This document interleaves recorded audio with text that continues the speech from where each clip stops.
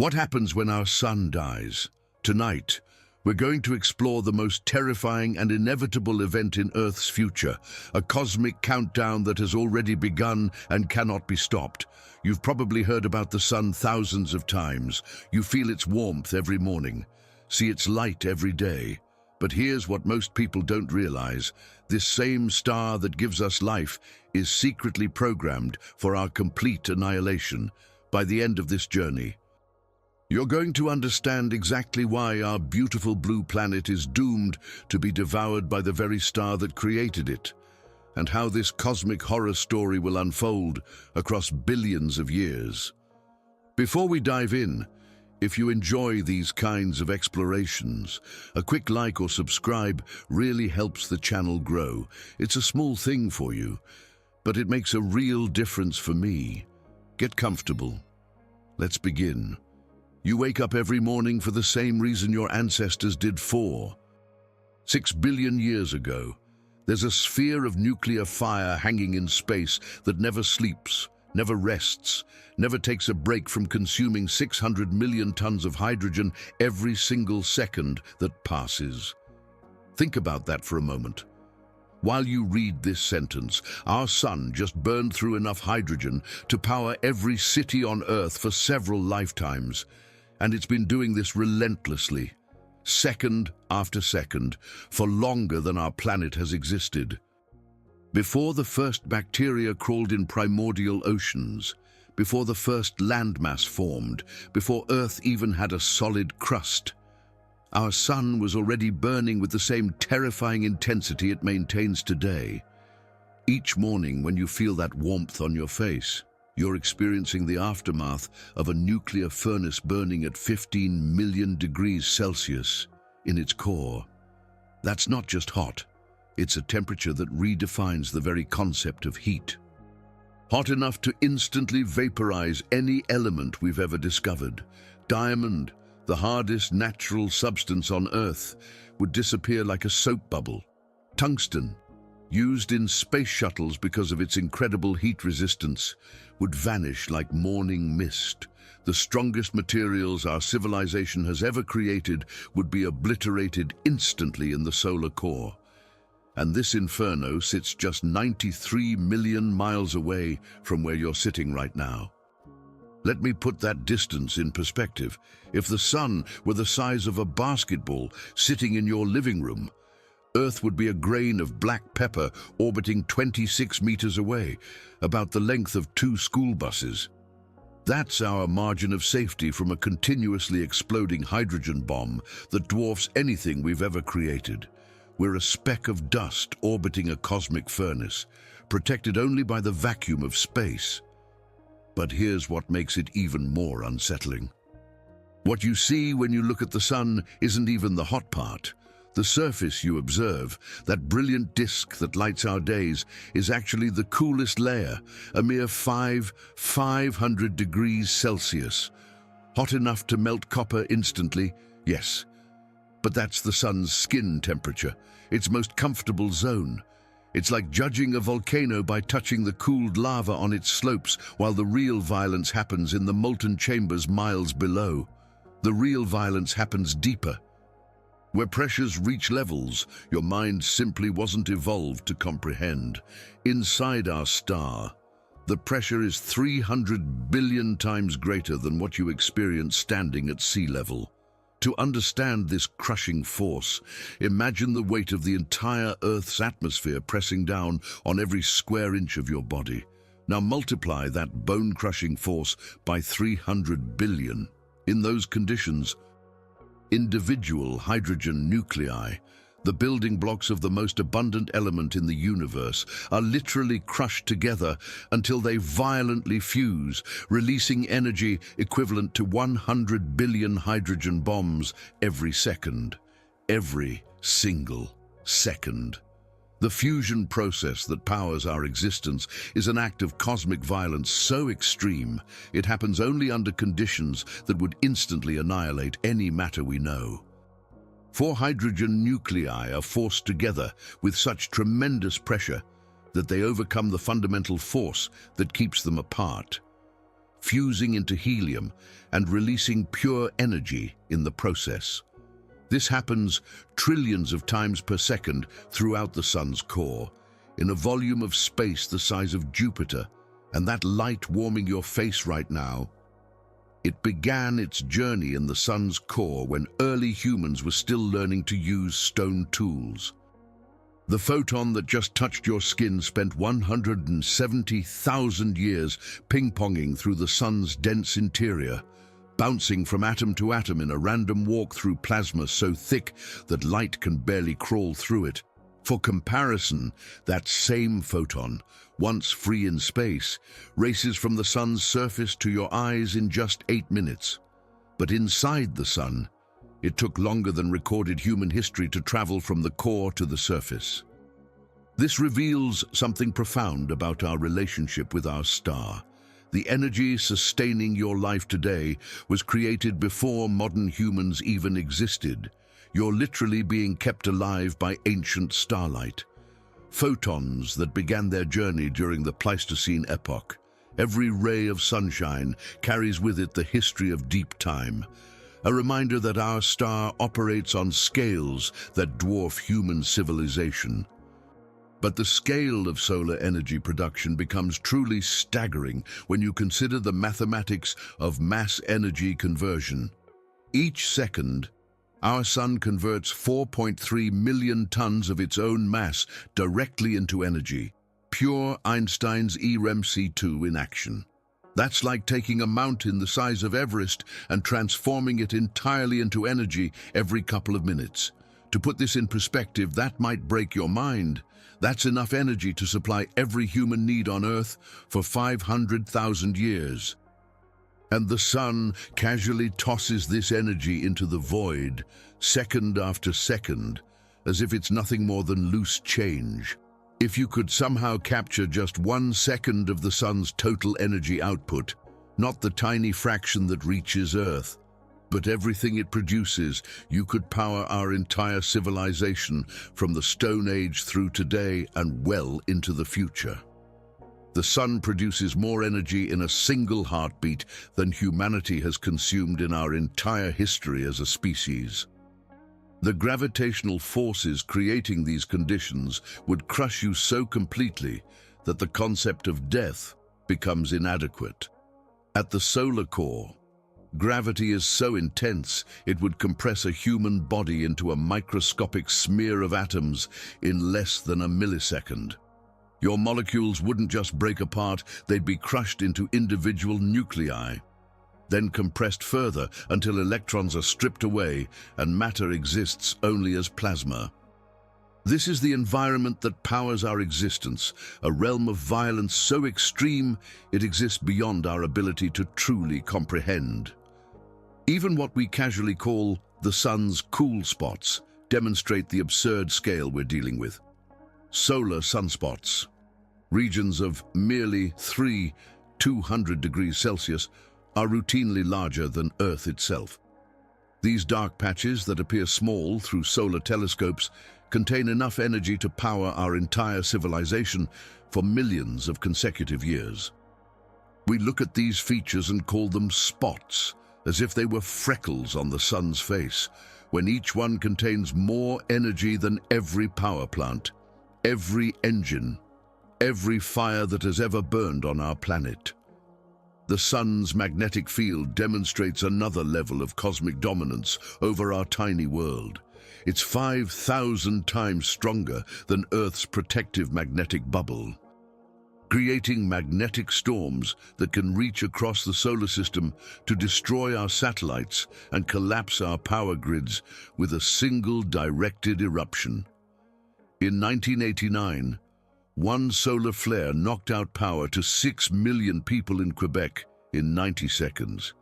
And that was considered a relatively small outburst, barely a hiccup in solar terms. But the sun doesn't even need to aim at us to affect our technology. The 1859 Carrington event, the largest recorded solar storm, caused telegraph wires to spark and catch fire, telegraph operators received electric shocks, and some telegraph systems continued working even after being disconnected from their power sources, drawing energy directly from the aurora-charged atmosphere. If an event of that magnitude happened today, it would destroy every satellite in orbit, crash every GPS system, and potentially damage power transformers worldwide. Right now, as you read this, solar wind, a constant stream of charged particles, races toward Earth at 1.6 million kilometers per hour. This invisible river of radiation carries enough energy to sterilize our planet, and it's been flowing past Earth for billions of years.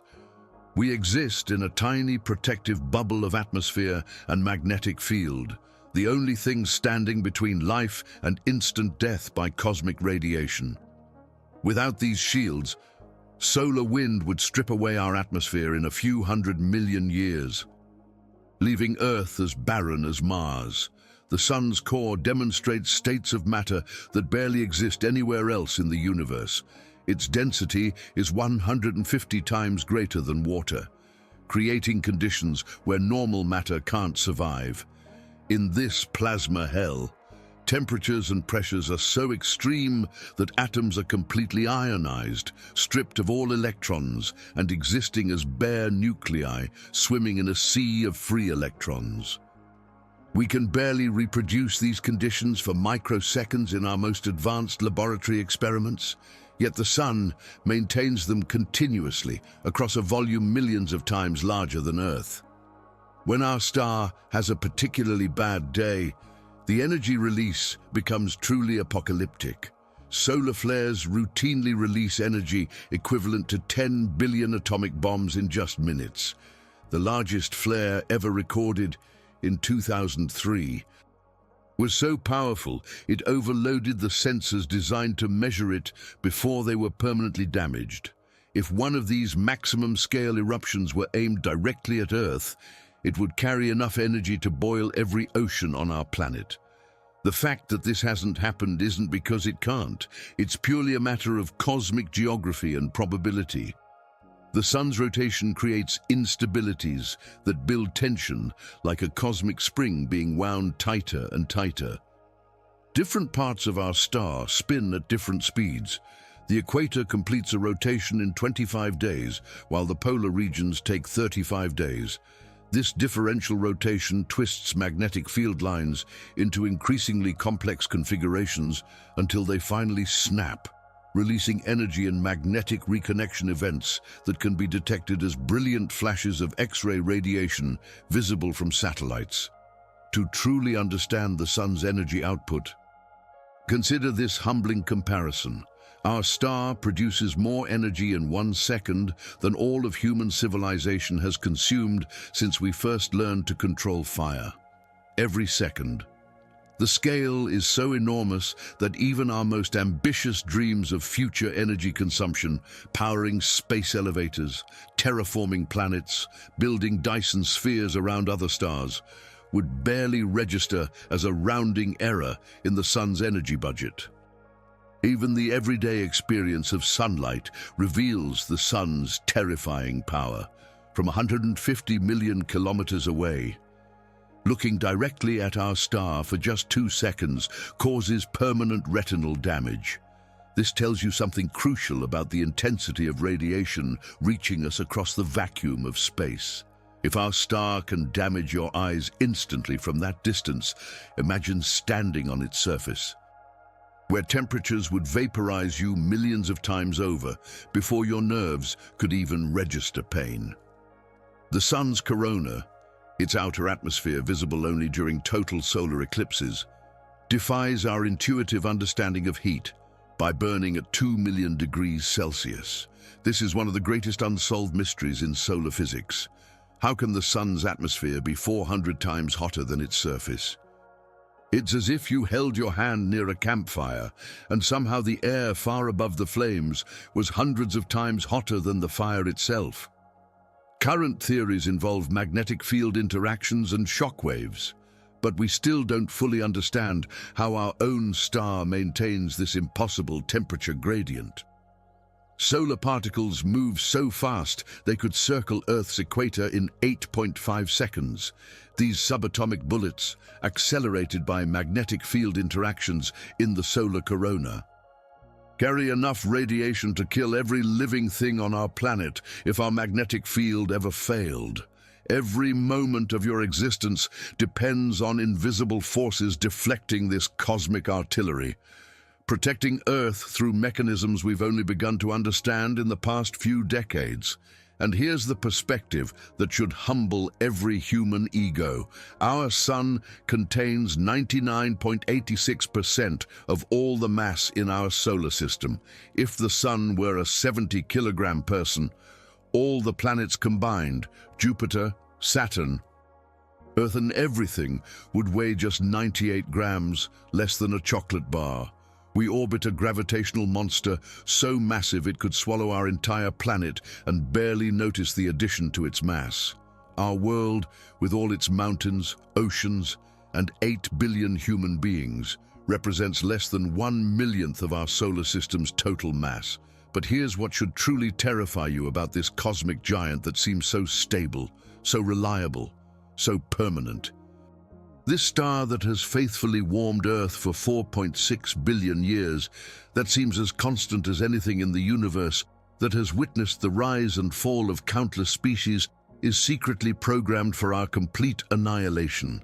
The process destroying our world has already begun deep in the solar core. It's irreversible, and it will transform our beautiful blue world into a cloud of vaporized atoms within the next 5 billion years.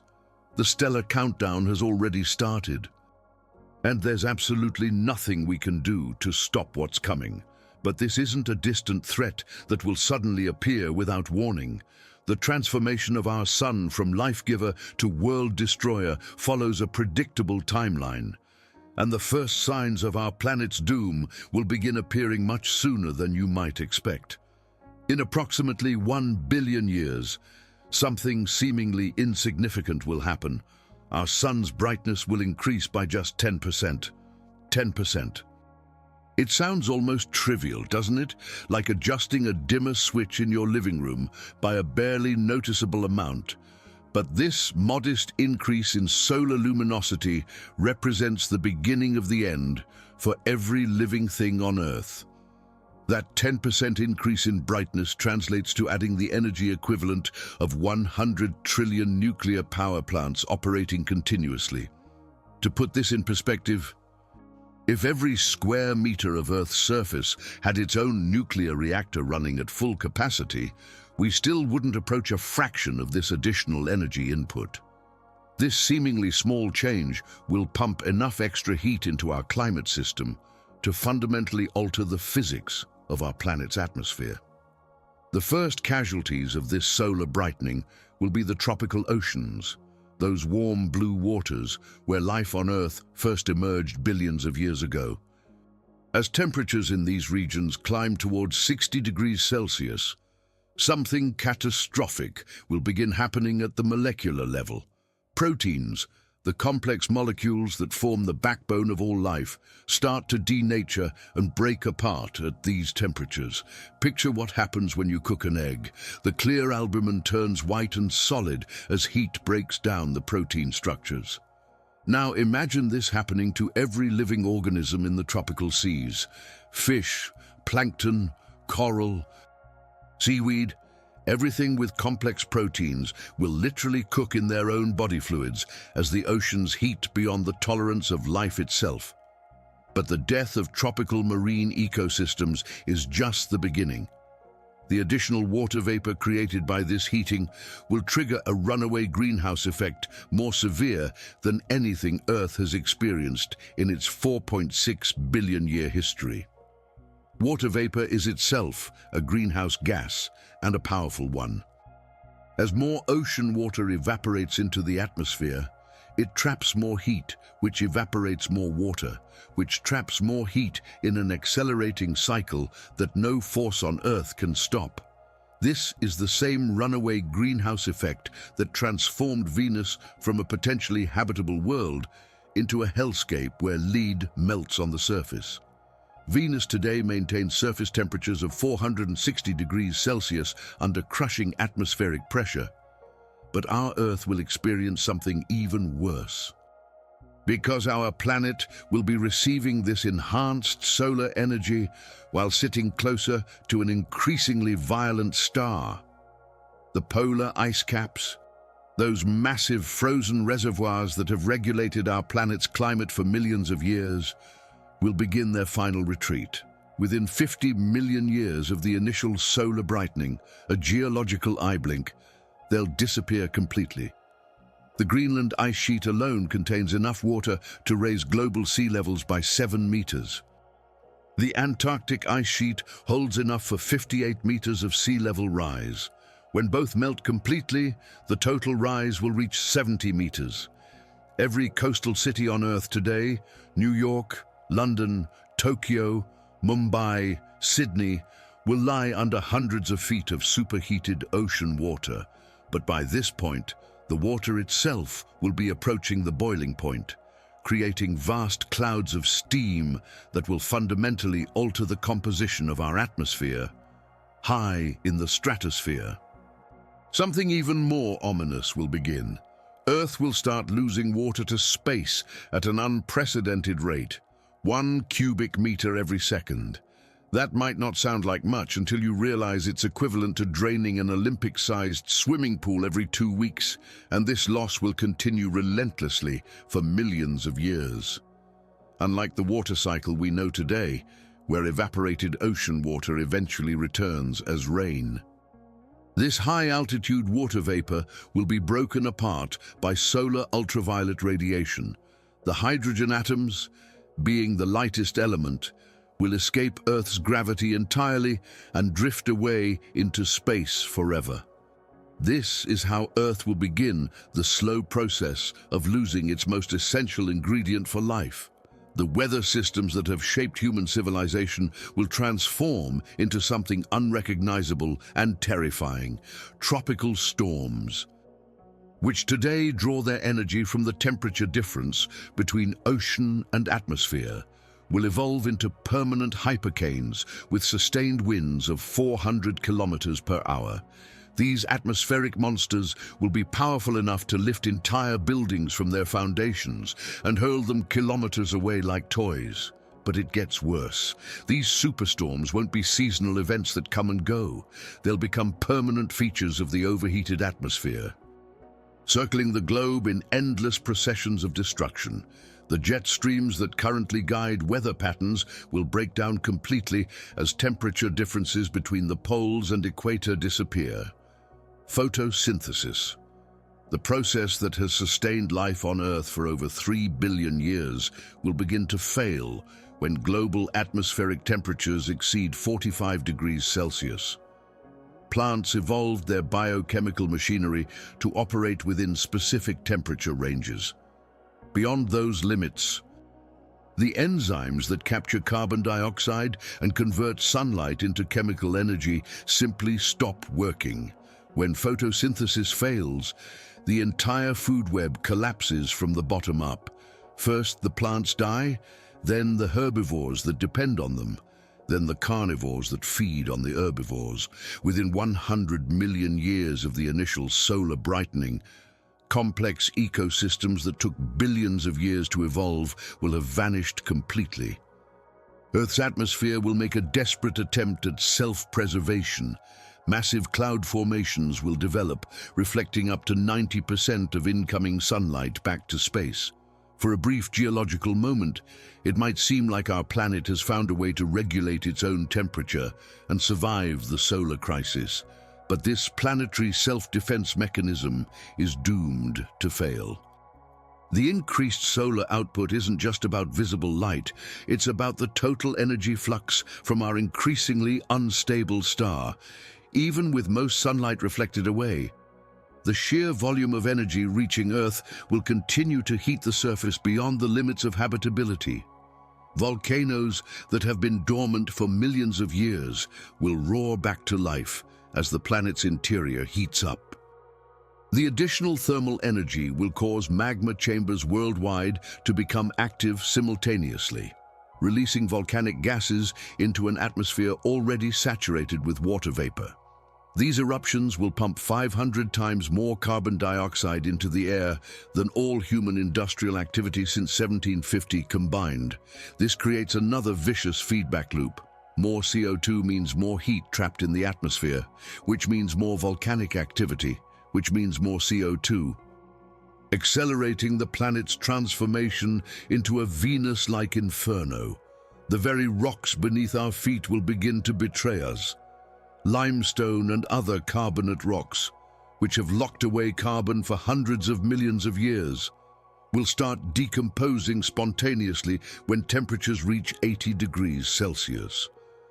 These geological carbon reservoirs will release trillions of additional tons of CO2 into the already overloaded atmosphere. This represents the complete breakdown of Earth's carbon cycle, the slow geological process that has regulated our planet's climate throughout most of its history. Instead of gradually cycling carbon between rocks, ocean, and atmosphere over millions of years, everything will be released at once in a geological catastrophe. Ocean currents, those massive conveyor belts of water that have circulated heat around the globe for billions of years, will stop entirely. The Gulf Stream, which keeps Europe warm, depends on temperature differences between tropical and polar waters. When those differences disappear, the currents die, and the ocean becomes a stagnant pool of increasingly hot water. This is like our planet's air conditioning system permanently breaking down. Without these currents to distribute heat, temperature variations will become even more extreme, creating new instabilities in an already chaotic climate system. The first mass extinction event will strike the coral reefs, those underwater cities that harbor 25% of all known marine species.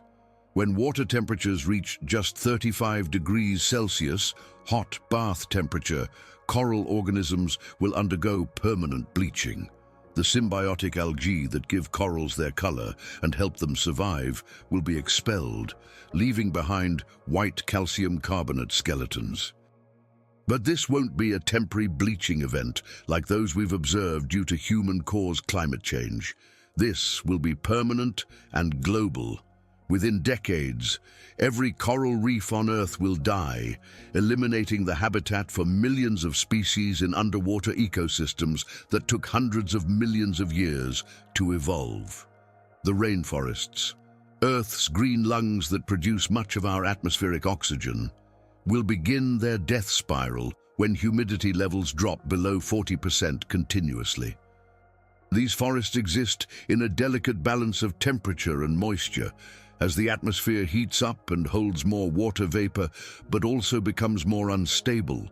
The consistent humidity that tropical plants need will disappear. Billions of trees that have stood for centuries will dry out and become tinder for global firestorms. The Amazon, the Congo Basin, the forests of Southeast Asia, all will transform from carbon sinks into carbon sources as they burn uncontrollably, releasing their stored carbon into an atmosphere already choking with greenhouse gases.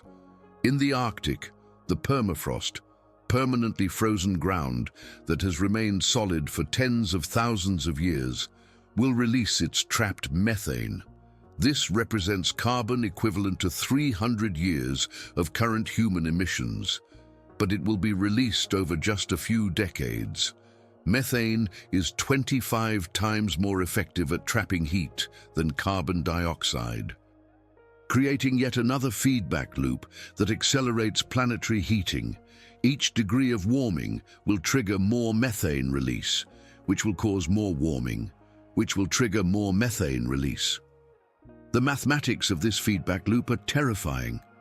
Exponential acceleration toward a state where Earth's atmosphere becomes hostile to all complex life. Dust storms will become a permanent feature of the global climate as vegetation dies and soil dries out. When surface winds regularly exceed 200 kilometers per hour, these storms will circle the globe continuously, creating atmospheric conditions similar to the planet-wide dust storms that can last for months on Mars. The sky will turn a permanent brown-orange color as suspended particles block out the sun. But unlike on Mars, these won't be just dust storms. They'll carry the incinerated remains of forests, grasslands, and everything else that once made Earth green. Eventually, as global atmospheric temperatures approach 70 degrees Celsius, the last rainfall will fall on Earth. Beyond this temperature threshold, water droplets can't form in the atmosphere. They evaporate before they can condense and fall as precipitation. This marks the permanent end of the water cycle that has operated for over 4 billion years. No more rain means no more rivers, no more lakes, no more of the flowing water that has shaped every landscape you've ever seen. The surface of Earth will become permanently dry, cracked, and lifeless. Mammals and other warm-blooded animals will face extinction when nighttime temperatures exceed 40 degrees Celsius globally.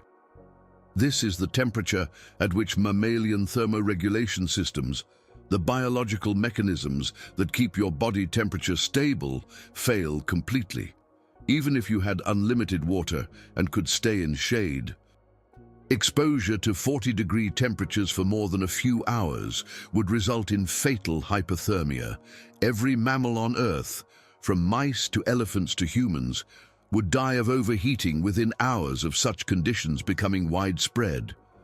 The final refuges for any remaining life will be deep underground caves, at least 500 meters below the surface, where rock and earth provide insulation from the furnace above. These subterranean spaces might maintain temperatures below water's boiling point for a few million years longer than the surface. But even these last bastions are temporary.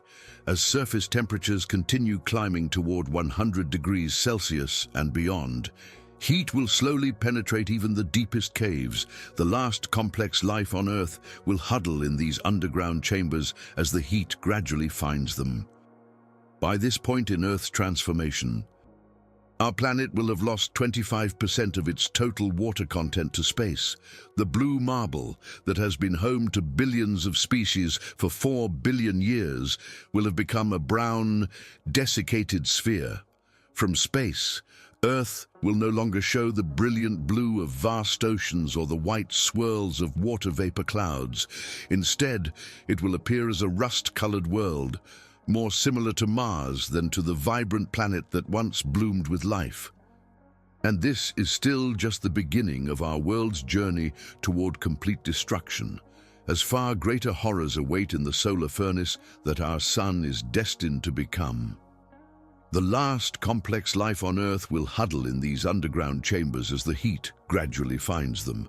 But even these final refuges are temporary sanctuaries against an inexorable planetary transformation that will make our world uninhabitable for any form of life we recognize. By 3.5 billion years from now, Earth's surface will have crossed a threshold that no complex civilization could survive. Temperatures will stabilize at 200 degrees Celsius permanently, hot enough to melt zinc and transform lead into flowing liquid metal. Picture rivers of molten lead cascading down mountainsides like silver waterfalls, pooling in valleys where they'll form lakes of liquid metal that glow cherry red in the perpetual twilight. This isn't science fiction. It's the inevitable result of physics playing out over geological time. When our sun increases its energy output by the amount we've discussed, and when all of Earth's feedback loops have amplified that heating beyond any possibility of natural regulation, our planet will settle into this new, hellish equilibrium. The atmospheric pressure at Earth's surface will increase to 90 times what you experience today. To understand what this feels like, imagine diving 900 meters below the ocean surface, where the weight of water above creates crushing pressure that would collapse your lungs instantly. But instead of cold seawater, you'd be surrounded by superheated vapor so dense it becomes more like breathing liquid than gas. Every breath would be like trying to inhale molten steam thick enough to see through. The very act of respiration would cook your lungs from the inside as you attempted to process air heated beyond the boiling point of water. Surface winds will achieve constant velocities of 600 kilometers per hour, creating permanent hurricanes that make the strongest storms in Earth's recorded history seem like gentle breezes. For comparison, the most powerful tornado ever measured had winds of 480 kilometers per hour, and it lasted only minutes. On future Earth, these super tornado conditions will be the calm baseline weather, persisting for millions of years. These winds will carry more than just superheated air. They'll transport clouds of sulfuric acid formed when volcanic activity increases 1,000-fold beyond anything in Earth's geological record. Volcanoes will release so much sulfur dioxide that the atmosphere will become a caustic soup capable of dissolving metals in minutes. The rain that occasionally condenses from these acidic clouds won't just be corrosive, it will be hot enough to melt copper on contact.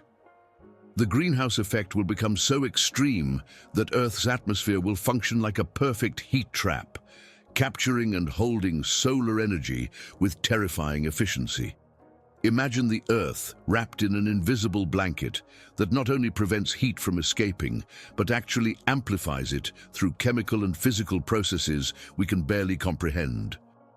Unlike a normal greenhouse, where temperatures eventually stabilize, Earth's atmospheric greenhouse will have no upper limit. The more heat that gets trapped, the more water vapor enters the atmosphere, which traps more heat, which creates more water vapor, in a cycle that continues accelerating until the laws of physics impose their own brutal limitations. Surface rocks will begin to glow with their own heat, radiating energy like the coals in a forge. Granite mountains, limestone cliffs, sandstone formations, they'll all emit a dull red glow visible from space as they reach temperatures that transform solid rock into something approaching molten metal. From orbit, Earth will look like a giant ember floating in space, its continents outlined by the red-hot glow of superheated rock. The familiar blue marble of our current world will be completely unrecognizable, replaced by an orange-red sphere that pulses with its own thermal radiation. When surface temperatures exceed 374 degrees Celsius, water's critical point, the last vestiges of liquid water will disappear forever. This critical temperature represents a fundamental boundary in physics where liquid water cannot exist, regardless of pressure. Above this threshold, H2O can only exist as an incredibly hot vapor. This means the end of every physical process that depends on liquid water, erosion, sedimentation, the formation of clouds, the water cycle itself. All the geological processes that have shaped Earth's surface for 4.6 billion years will cease permanently. The evaporation of Earth's remaining oceans will create an atmosphere 200 times denser than today's, transforming the air into a thick soup of pressurized vapor. Walking through this atmosphere, if it were somehow possible to survive, would feel like moving through hot, wet concrete. The air would be so dense you could almost swim through it. But every molecule would be heated to temperatures that would instantly vaporize any biological material. Electrical storms will rage permanently across the entire planet, generating 10,000 lightning strikes per second globally. The sky will never truly darken because continuous electrical discharges will illuminate the thick atmosphere in an endless light show of death and destruction. These aren't brief thunderstorms that pass in hours. They're permanent features of a destabilized atmosphere where electrical potential builds faster than it can be discharged. The constant lightning will create a perpetual aurora effect, painting the overcast sky in shifting patterns of electric blue and white. Mountain ranges that have stood for hundreds of millions of years will begin to melt when temperatures reach 600 degrees Celsius. The Himalayas, the Rockies, the Andes. These geological monuments will transform into flowing rivers of liquid rock, redesigning Earth's entire topography in just a few million years. Picture the Rockies flowing like honey toward the Great Plains, or Mount Everest collapsing into a stream of molten granite that flows across the Tibetan Plateau. The very landscape will become fluid, constantly reshaping itself as solid rock transitions to liquid and flows toward lower elevations. The greenhouse effect will become so efficient that even Earth's night side will maintain temperatures of 180 degrees Celsius, hot enough to cook meat instantly and vaporize any form of organic matter. This means there will be no escape from the heat anywhere on the planet's surface. Day and night will become meaningless concepts on a world where both are equally lethal. The complete absence of temperature variation between day and night will eliminate weather patterns as we understand them. Instead of wind systems driven by temperature differences, the atmosphere will become a homogeneous mass of superheated vapor moving in chaotic patterns driven purely by thermal convection. As the last oceans evaporate completely, they'll leave behind vast salt flats that will then sublimate directly into crystalline storms.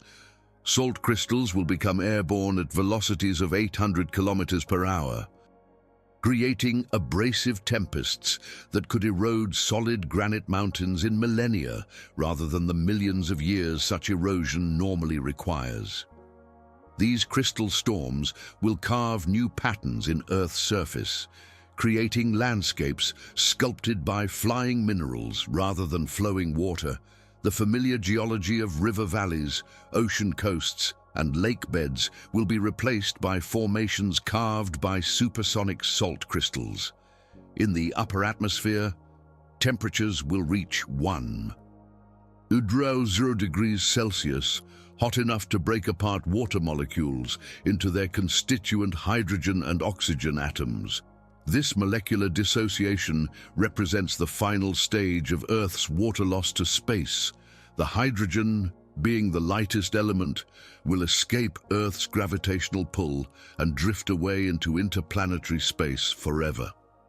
This isn't just the loss of surface water, it's the permanent depletion of the raw materials needed to ever create water again on Earth. Once this hydrogen escapes, our planet will have lost the capacity to support water-based chemistry for the remainder of its existence. Volcanic activity will become so extreme that permanent lakes of molten rock will cover 15% of Earth's surface. These aren't temporary lava flows that cool and solidify. They're permanent features where rock remains liquid indefinitely at 200 degrees Celsius, bubbling and churning like massive cauldrons of liquid stone. The gases released by this continuous volcanism will make the atmosphere toxic in ways that transcend current definitions of lethality. The air itself will become a poison that would kill any conceivable life form through multiple mechanisms simultaneously: heat, pressure, chemical toxicity, and radiation. Earth's rotation will begin to slow dramatically due to atmospheric friction from the incredibly dense air. The thick, viscous atmosphere will act like cosmic molasses, gradually breaking the planet's spin until one hemisphere becomes permanently locked facing the sun, just as one side of Mercury always faces our star today.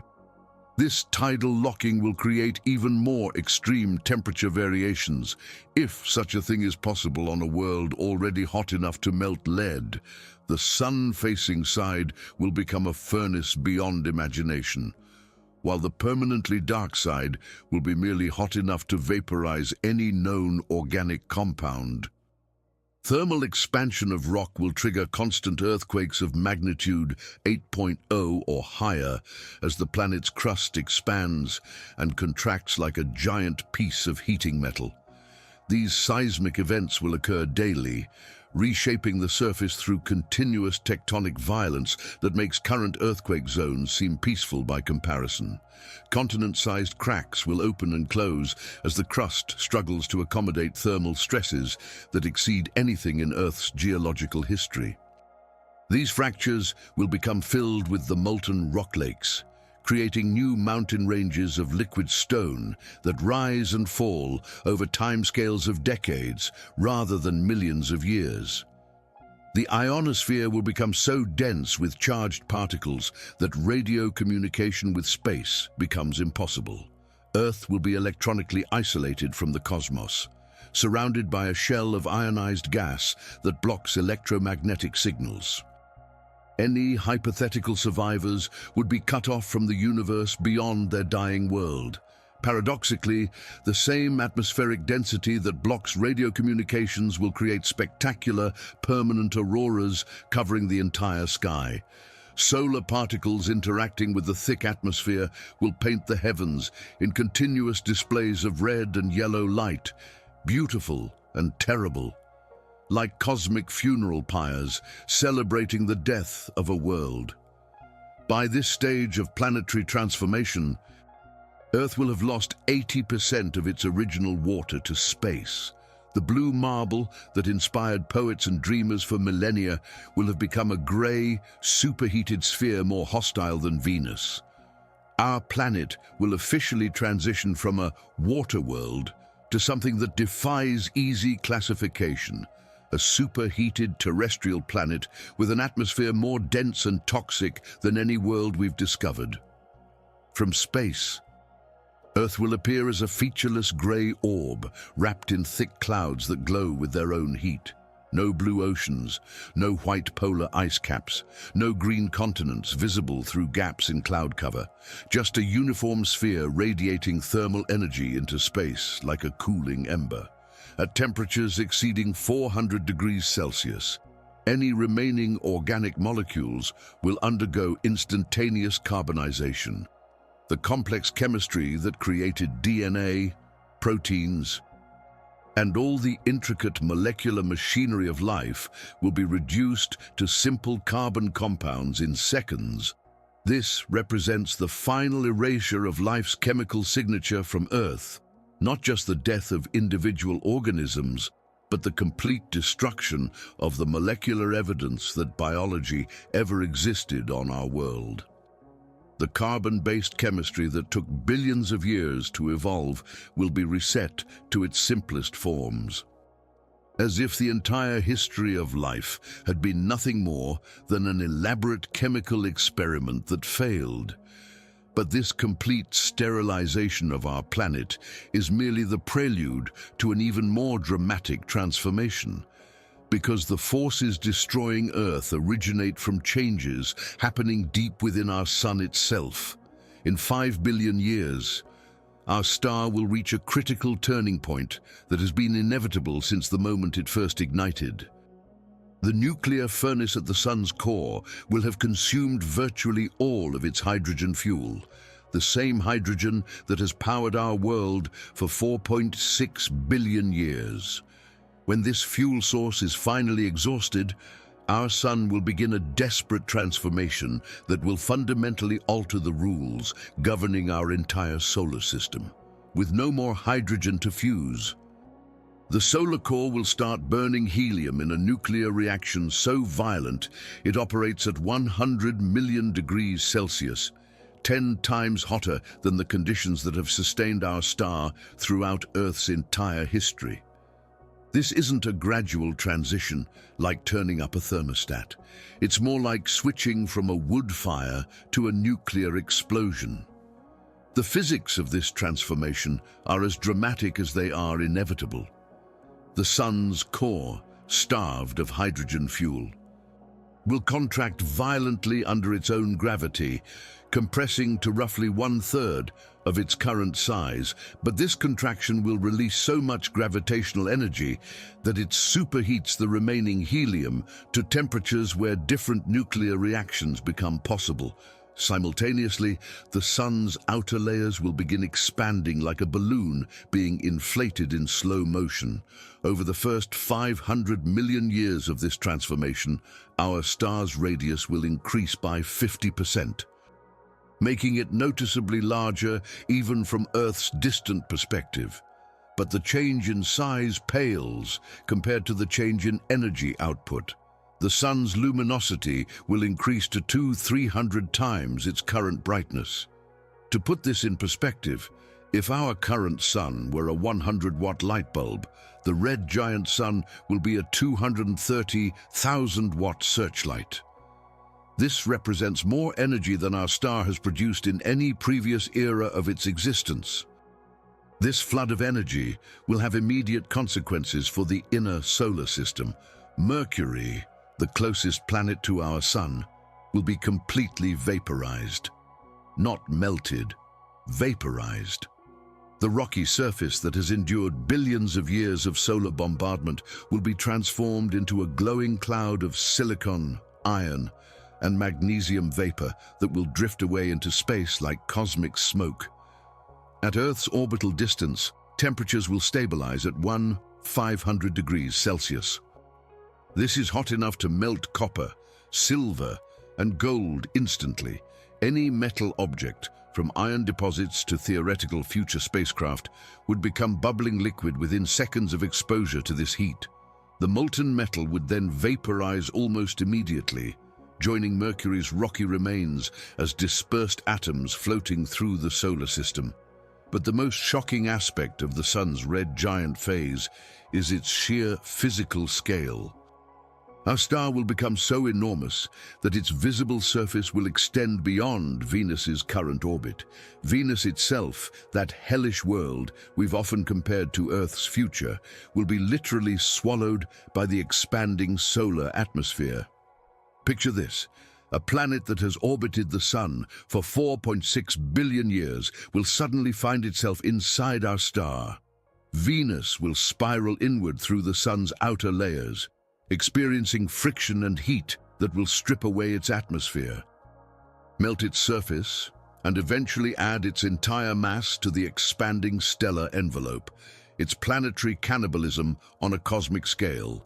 The solar wind, which currently flows past Earth at 1.6 million kilometers per hour, will intensify to 30 kilometers per second, roughly 108,000 kilometers per hour.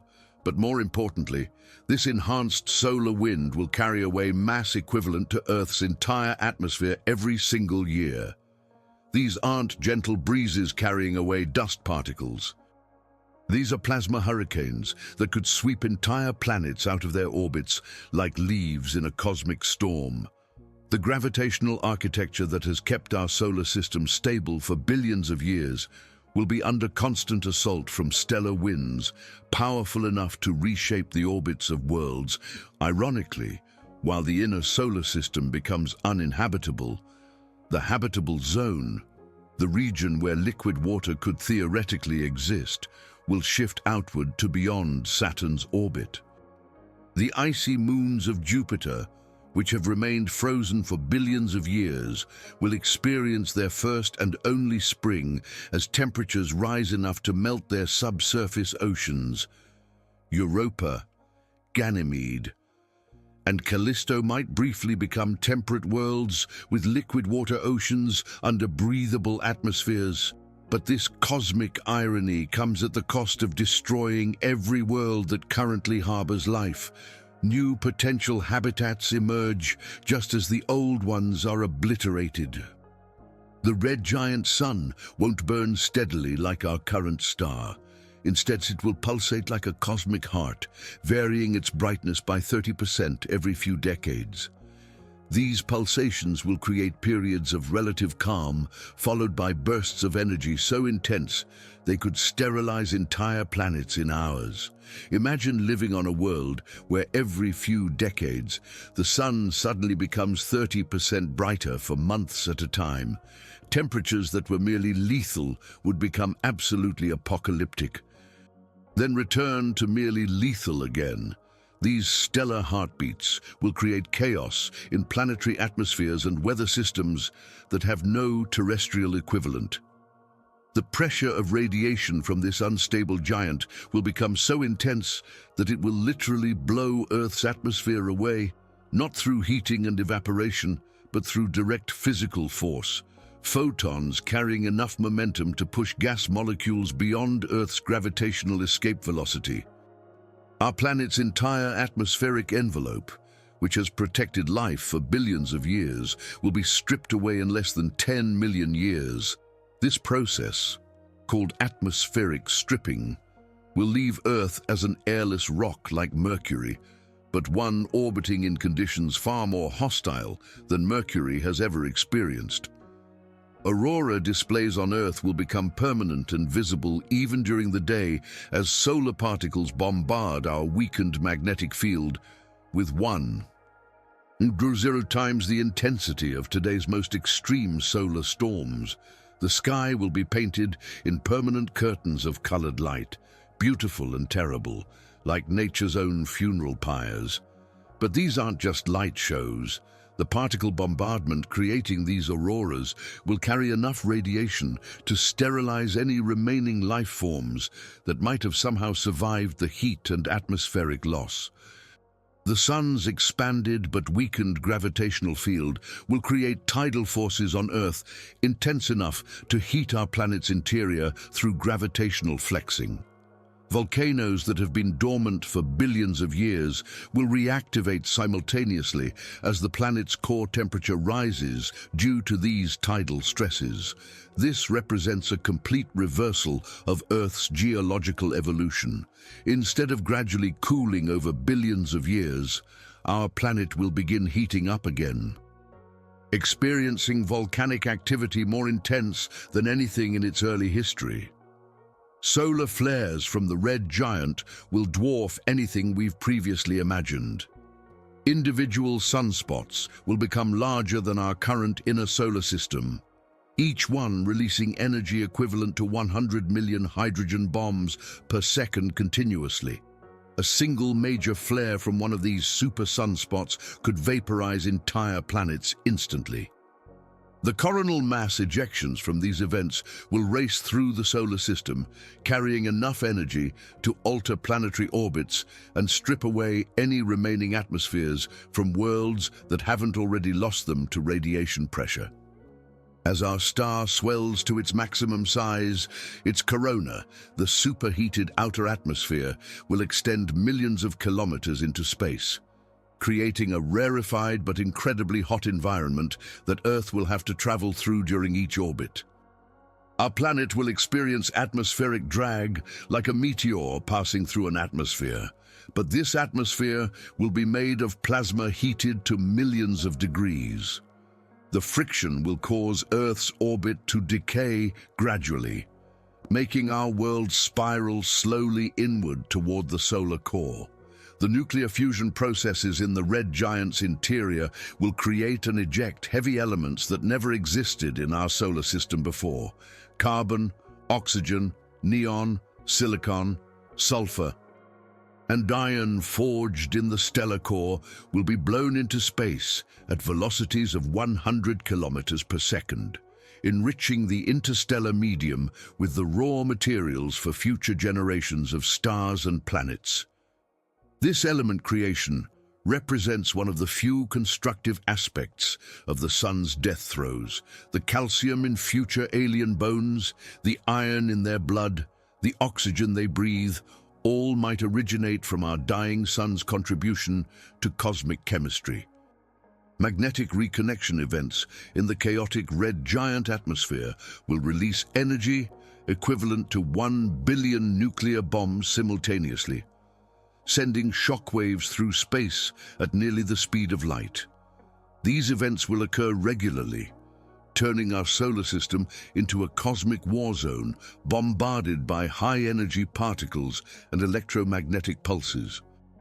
The sun's hydrostatic equilibrium, the delicate balance between gravitational collapse and radiation pressure that has kept our star stable for billions of years, will break down completely. Instead of steady burning, the red giant will enter chaotic pulsations that double its size periodically, creating wildly variable energy output that makes long-term survival impossible anywhere in the inner solar system. During this phase, the Sun will lose 28% of its original mass through intense stellar winds. This mass loss will weaken the Sun's gravitational grip on the outer planets, allowing them to drift slowly outward to safer distances. Jupiter, Saturn, Uranus, and Neptune will become cosmic refugees, fleeing their dying star while the inner worlds face annihilation. The heliosphere, the magnetic bubble that has protected our solar system from deadly cosmic radiation for billions of years, will expand dramatically but also become much weaker. Paradoxically, this means that while the Sun's direct influence extends farther than ever before, its protective shielding becomes less effective. Deadly galactic cosmic rays will penetrate the solar system more easily than ever before, adding another layer of lethal radiation to an environment already saturated with solar particle bombardment. From the outer planet's perspective, they will witness the slow-motion destruction of the inner solar system over hundreds of millions of years. These worlds will watch from their gradually increasing distances as Mercury vanishes into vapor, Venus disappears into the solar envelope, and Earth becomes a superheated cinder, spiraling toward its final doom in the expanding furnace that was once the gentle star that made life possible. When our Sun reaches its maximum size as a red giant, swelling to 256 times its current diameter, Earth will find itself in an unimaginable situation. Our planet will be orbiting inside the Sun's own atmosphere, traveling through a rarefied but superheated stellar envelope where temperatures reach 2,000 degrees Celsius continuously. This isn't like flying through Earth's atmosphere, where air becomes thinner with altitude. This is like being trapped inside a cosmic oven that extends millions of kilometers in every direction. Every second of every day, our world will be bombarded with thermal energy equivalent to the surface of a blast furnace. Earth's crust, which has remained solid for over 4 billion years, will begin melting like butter in a red-hot pan.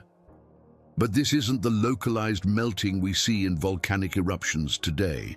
This will be planetary-scale liquefaction, creating oceans of molten rock 50 kilometers deep across the entire surface. Imagine the Rocky Mountains, the Himalayas, the ocean floors, everything turning to liquid rock, heated to 1,800 degrees Celsius. These magma oceans will bubble and churn like vast cauldrons of molten stone, with waves of liquid granite and basalt rolling across continents in slow, inexorable tides. Mountain ranges that have stood as monuments to geological time will dissolve like sugar in hot coffee. Mount Everest, which has challenged human climbers for generations, will collapse into flowing lava in mere decades. The Andes, which stretch along South America's western coast, will become rivers of molten rock, flowing toward what were once ocean basins. Every landmark you could name, the Grand Canyon, Niagara Falls, the Alps, will be erased and rewritten by flowing stone. The very concept of permanent geography will become meaningless on a world where solid rock behaves like thick liquid. The solar wind, now intensified beyond anything our planet has ever experienced, will completely strip away Earth's atmosphere, creating a comet-like tail of terrestrial gases extending millions of kilometers behind our world as it orbits through the solar envelope.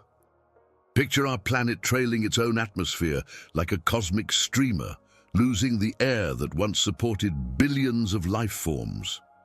This atmospheric tail will be visible from the outer planets as a ghostly reminder of what Earth once was.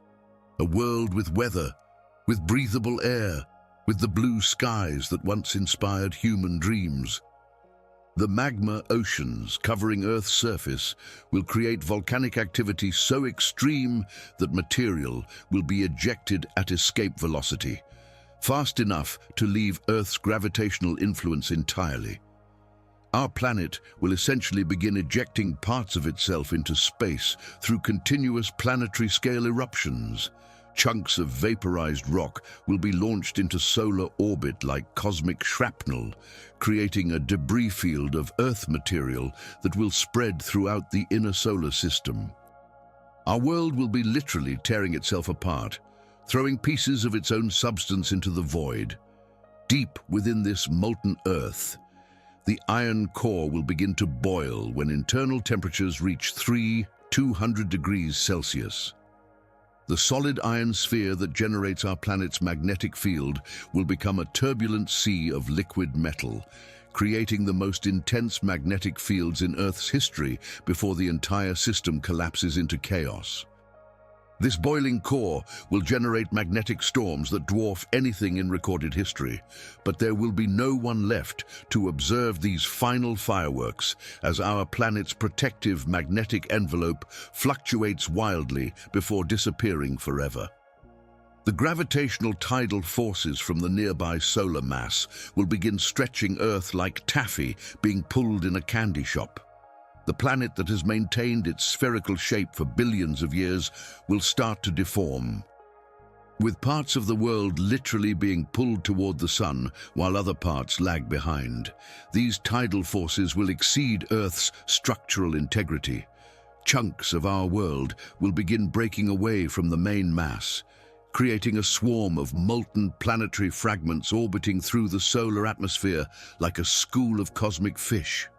Solar winds of 200 kilometers per second will continuously blast Earth's molten surface, removing approximately 10 trillion tons of vaporized material every year. This represents mass loss on a scale impossible to comprehend, like losing a major mountain range to space every few months. This isn't erosion as we understand it.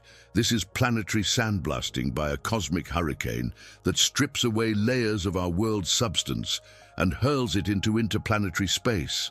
Earth will begin losing mass so rapidly that its own gravitational field will weaken noticeably.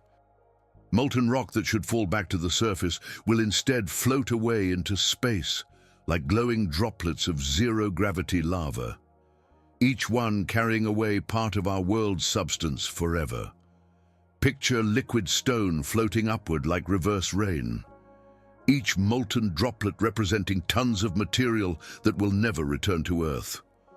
Our planet will be dissolving from the outside in, one floating rock bubble at a time.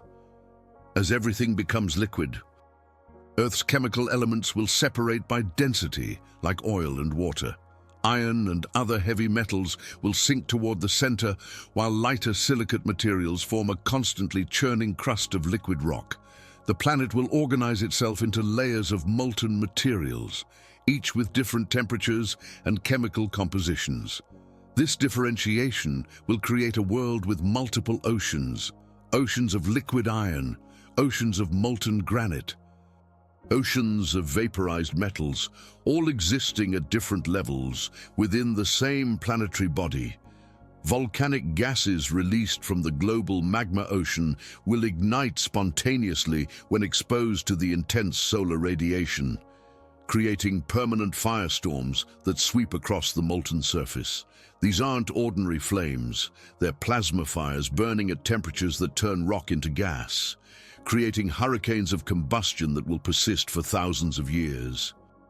The entire surface of Earth will become a sea of fire floating on an ocean of liquid rock, creating a hell that exceeds any description found in human mythology.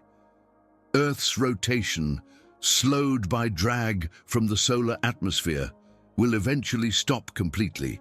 One hemisphere will become permanently locked facing the sun, experiencing temperatures of 3,000 degrees Celsius, hot enough to vaporize iron instantly. The cool side will maintain temperatures of only 500 degrees Celsius. This temperature difference will drive supersonic winds between hemispheres as superheated material flows from the day side to the night side in convection currents that move faster than sound. The planet will experience permanent atmospheric hurricanes with no solid surface to slow them down. Evaporated rock will form mineral clouds that rain liquid glass and molten metals. These crystalline storms will create a hydrological cycle made of stone instead of water, precipitation of melted granite, rivers of flowing basalt, and weather patterns driven by the evaporation and condensation of planetary crust. Every surface will be constantly rebuilt and destroyed by these mineral storms, creating landscapes that change completely every few years as liquid rock falls from the sky like molten snow. The pressure within Earth's molten interior will become so extreme that diamonds will form and vaporize simultaneously. For brief moments, carbon will crystallize into the hardest natural material known, only to be instantly sublimated back into gas by the overwhelming heat. The planet will experience diamond rain that exists for seconds before evaporating, creating brief sparkles in the molten hellscape as carbon cycles between its crystalline and gaseous forms. Seismic waves will travel continuously through the liquid planet like vibrations in a bowl of jello. But these won't be ordinary earthquakes. There'll be planet-wide oscillations that create tsunami-like waves in the magma oceans, some reaching heights of 100 kilometers as they race across liquid continents at 500 meters per second. These molten tsunamis will be large enough to be visible from space, rolling across Earth's surface like slow-motion tidal waves made of liquid stone. The last solid materials on Earth, perhaps some ultra-refractory minerals in the deepest core, will resist the heat for a few million years longer than everything else. But even tungsten, one of the most heat-resistant elements known, will eventually succumb to temperatures that continue rising beyond any material's melting point. When these final solid remnants surrender to the heat, Earth will have no solid matter left anywhere within its structure. Every atom that once formed mountains, oceans, and continents will exist only as liquid or gas. As temperatures exceed 4,000 degrees Celsius, direct solar radiation will begin breaking molecular bonds at the atomic level. Individual molecules will be torn apart into their constituent atoms as thermal energy overcomes the chemical forces that hold matter together. This represents the beginning of Earth's atomic disintegration.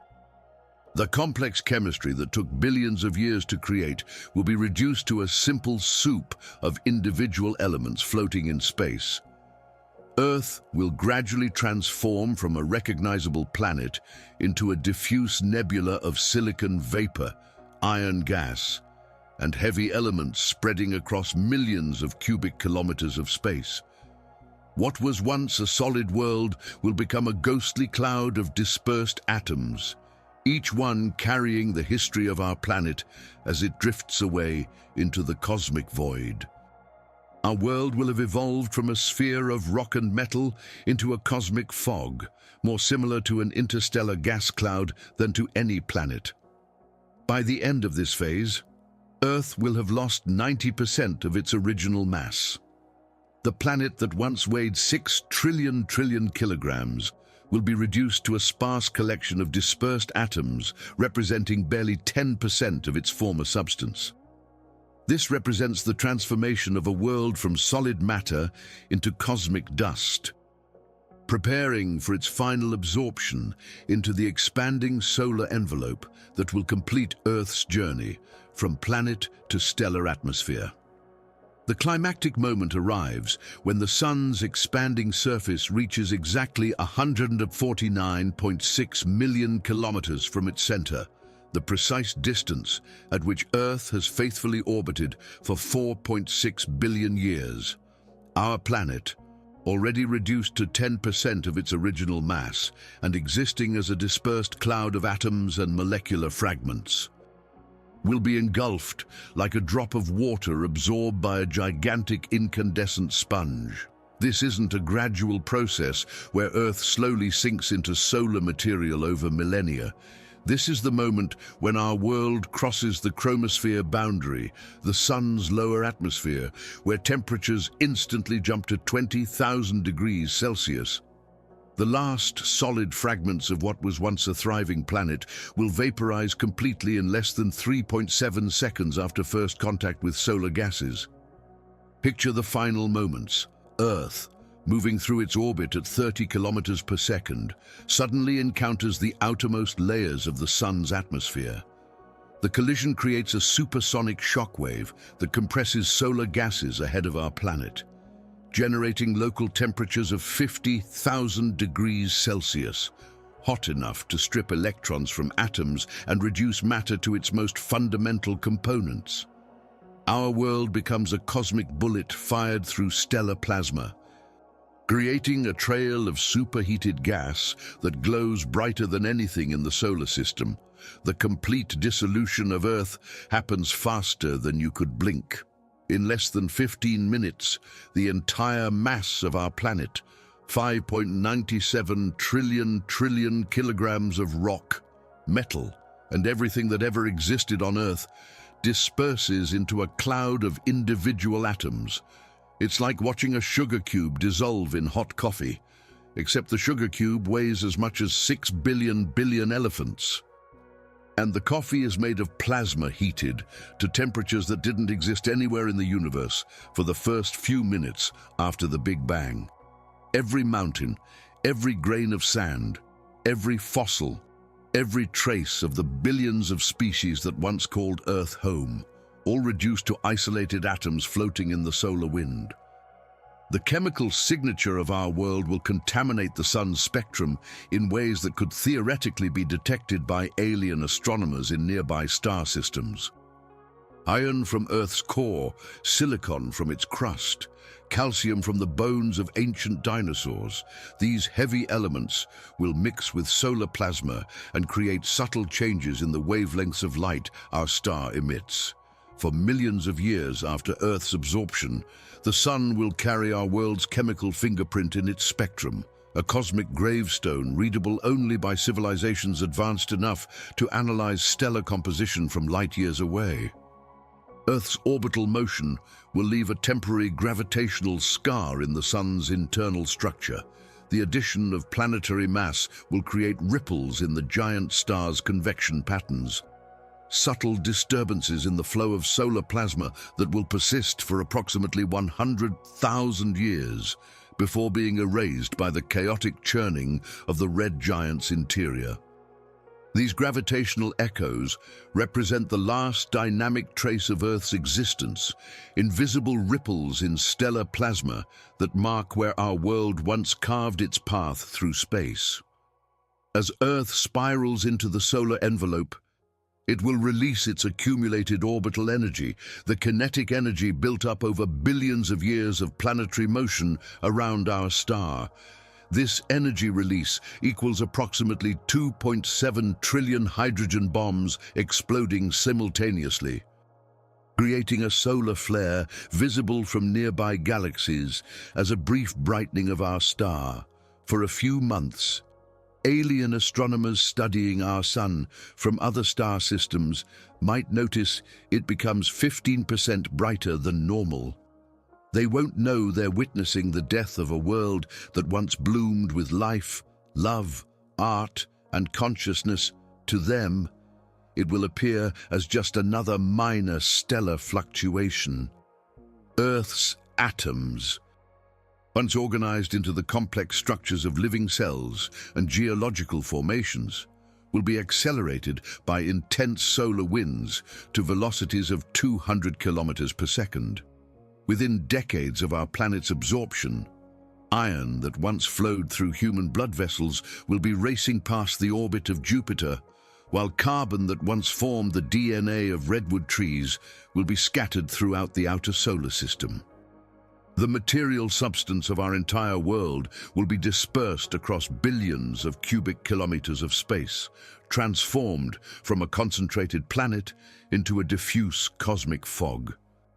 The final physical trace of Earth will exist as a statistical distribution of heavy elements in the Sun's atmosphere: carbon, oxygen, silicon, iron, the building blocks that once assembled themselves into continents, oceans, and living beings will become nothing more than a slight increase in heavy element concentrations within stellar plasma.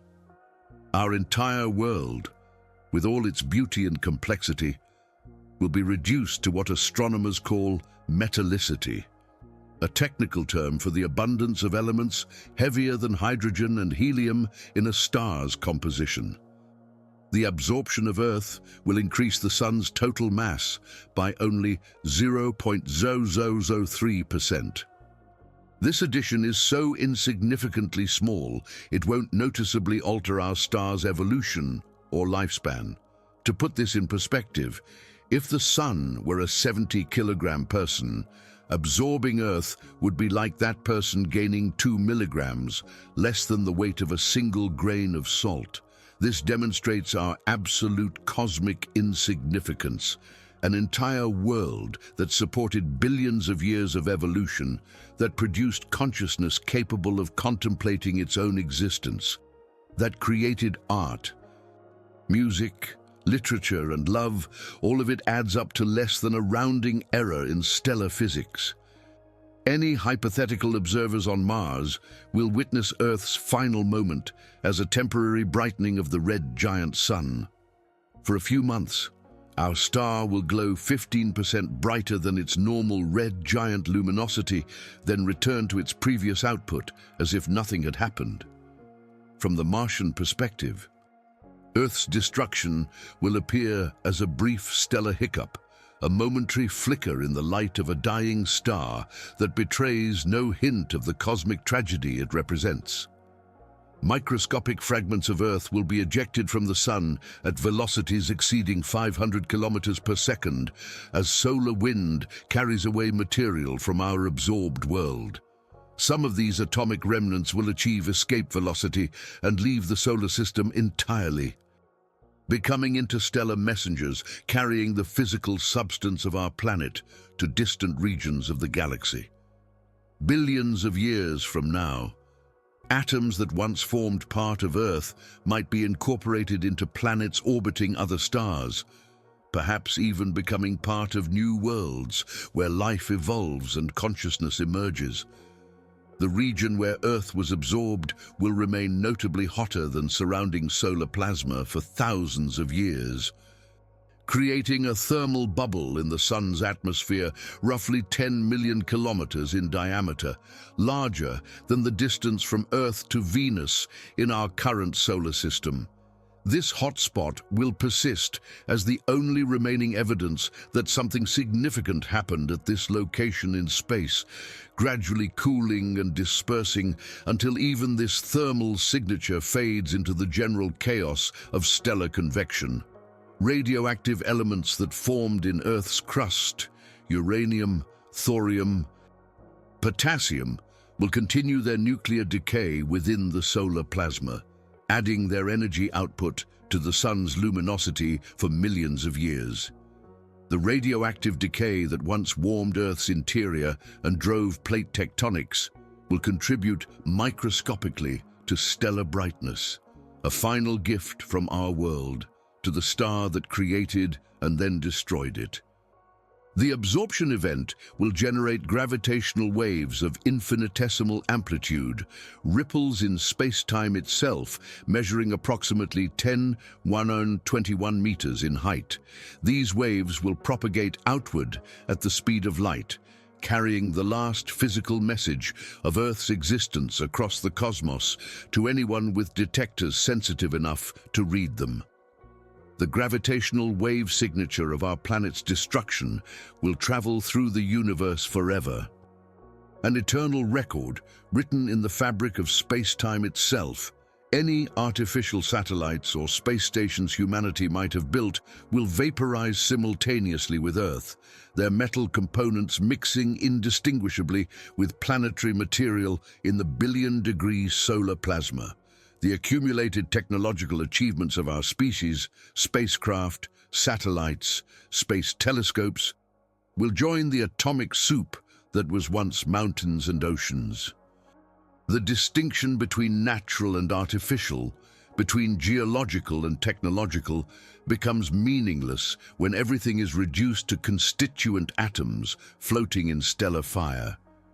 The solar magnetic field will reorganize after absorbing Earth's mass, creating new plasma currents and magnetic configurations that will subtly alter the Sun's behavior for approximately 50,000 years.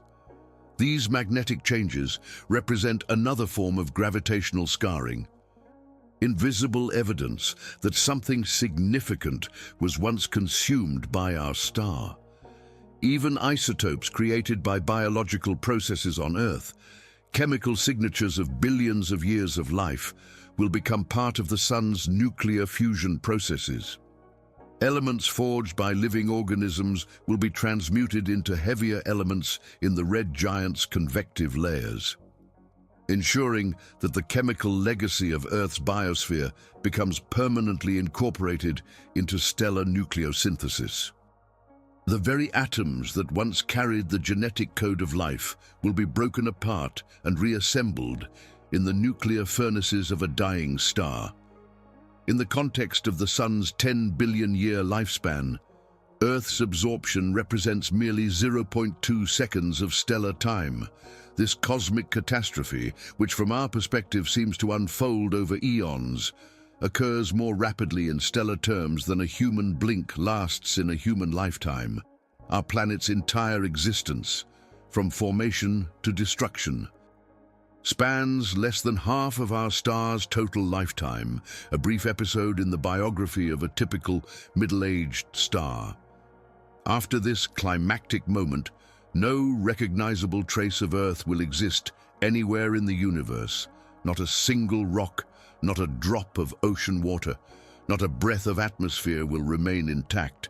The blue marble that inspired countless poets and dreamers, that photographed so beautifully from space with its swirling white clouds and deep blue seas, will exist only as dispersed atoms mixed indistinguishably with solar plasma.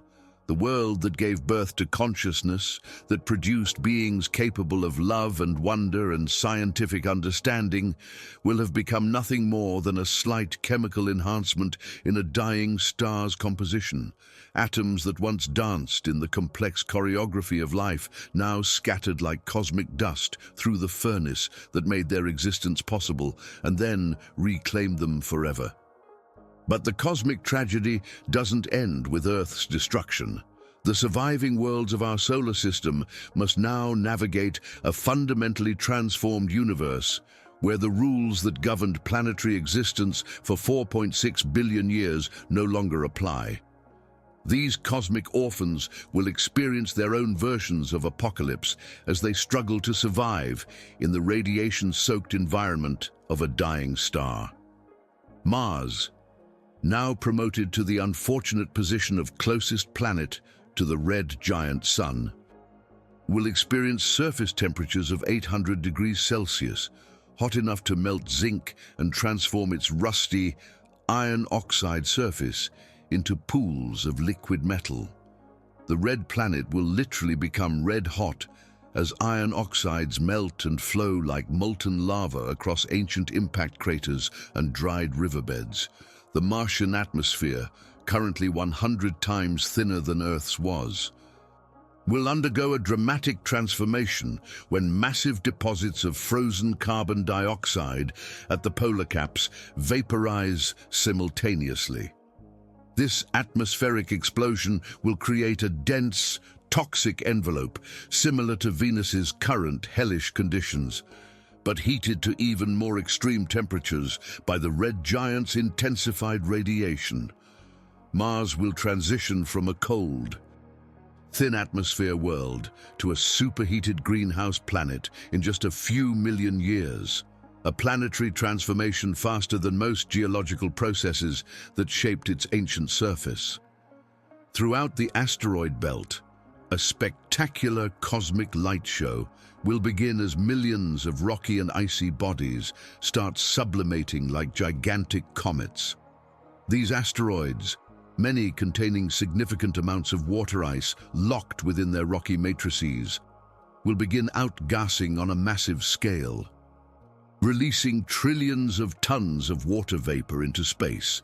The entire asteroid belt will become a permanent nebula of vaporized ice and rock, creating a diffuse ring of glowing gas, visible even from interstellar distances.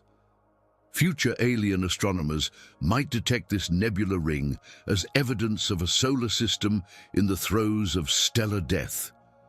Jupiter will experience the most extreme global warming in planetary history as the red giant's enhanced radiation reaches its family of ice-covered moons.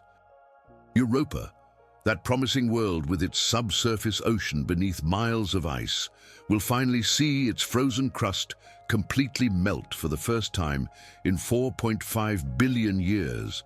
But this won't create the temperate ocean world that astrobiologists once dreamed might harbor life.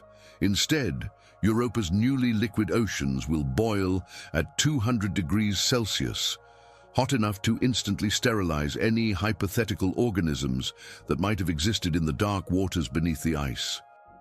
The moon will transform from a potential cradle of life into an uninhabitable cauldron. Jupiter's great red spot and other atmospheric storms will intensify beyond anything the giant planet has experienced in its long history. Additional solar energy will supercharge weather systems that were already violent enough to swallow multiple Earths. New hurricane systems will develop with diameters exceeding 2,000 kilometers and wind speeds reaching 800 kilometers per hour. These megastorms will be visible from interstellar space as shifting patterns of colored clouds racing across Jupiter's superheated atmosphere. The planet will become a cosmic lighthouse of atmospheric chaos. Io, Jupiter's volcanic moon, will experience a global volcanic catastrophe when the additional solar heating melts its rocky interior beyond any previous level of geological activity. Every volcano on the moon will erupt simultaneously, creating fountains of molten rock that reach 50 kilometers into space, high enough to escape Io's weak gravitational field entirely. The moon will essentially begin ejecting its own mass into space through continuous volcanic eruptions, creating a trail of rocky debris that will spread throughout Jupiter's orbital path. Saturn's magnificent ring system will begin glowing with thermal radiation as ice particles that have remained frozen for billions of years warm beyond 100 degrees Celsius for the first time. The entire Saturnian system will transform into an infrared beacon visible to telescopes operated by civilizations in nearby star systems. This thermal glow will mark Saturn as a dying system, advertising the stellar catastrophe occurring in our region of the galaxy to anyone advanced enough to detect and interpret the signals. Titan, Saturn's largest moon and the only world in our solar system besides Earth with a thick atmosphere and liquid on its surface, will lose its dense methane envelope when temperatures rise beyond 90 degrees Celsius. The hydrocarbon lakes that have fascinated scientists for decades will boil away completely, creating a comet-like tail of organic vapors that streams away from the moon. Titan will transform from a complex world with weather patterns and liquid cycles into a barren rock, trailing a permanent tail of evaporated methane and ethane. The ice giant planets Uranus and Neptune will experience their first thaw in 4.5 billion years of existence as surface temperatures rise from 200 to 50 degrees Celsius. This dramatic warming will create temporary water vapor atmospheres around worlds that have never known liquid water.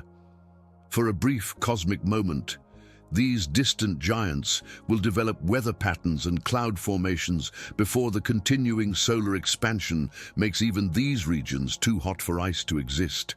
At the edge of the solar system, Pluto will undergo the most dramatic transformation of all. The former ninth planet will evolve from a frozen world into a giant comet as nitrogen and methane ices sublimate simultaneously, creating a coma 100,000 kilometers in diameter, larger than Jupiter itself. Pluto's transformation into a comet-like object will be visible from the outer planets as a new fuzzy star that grows brighter over millions of years. The red giant's expansion will move the habitable zone, the region where liquid water could theoretically exist, to beyond Neptune's orbit. For approximately 500 million years, frozen worlds at the edge of our solar system will experience the only temperate period in their entire history. This cosmic irony means that just as Earth dies, previously frozen worlds briefly become warm enough for liquid water. But there will be no life left to take advantage of these new opportunities.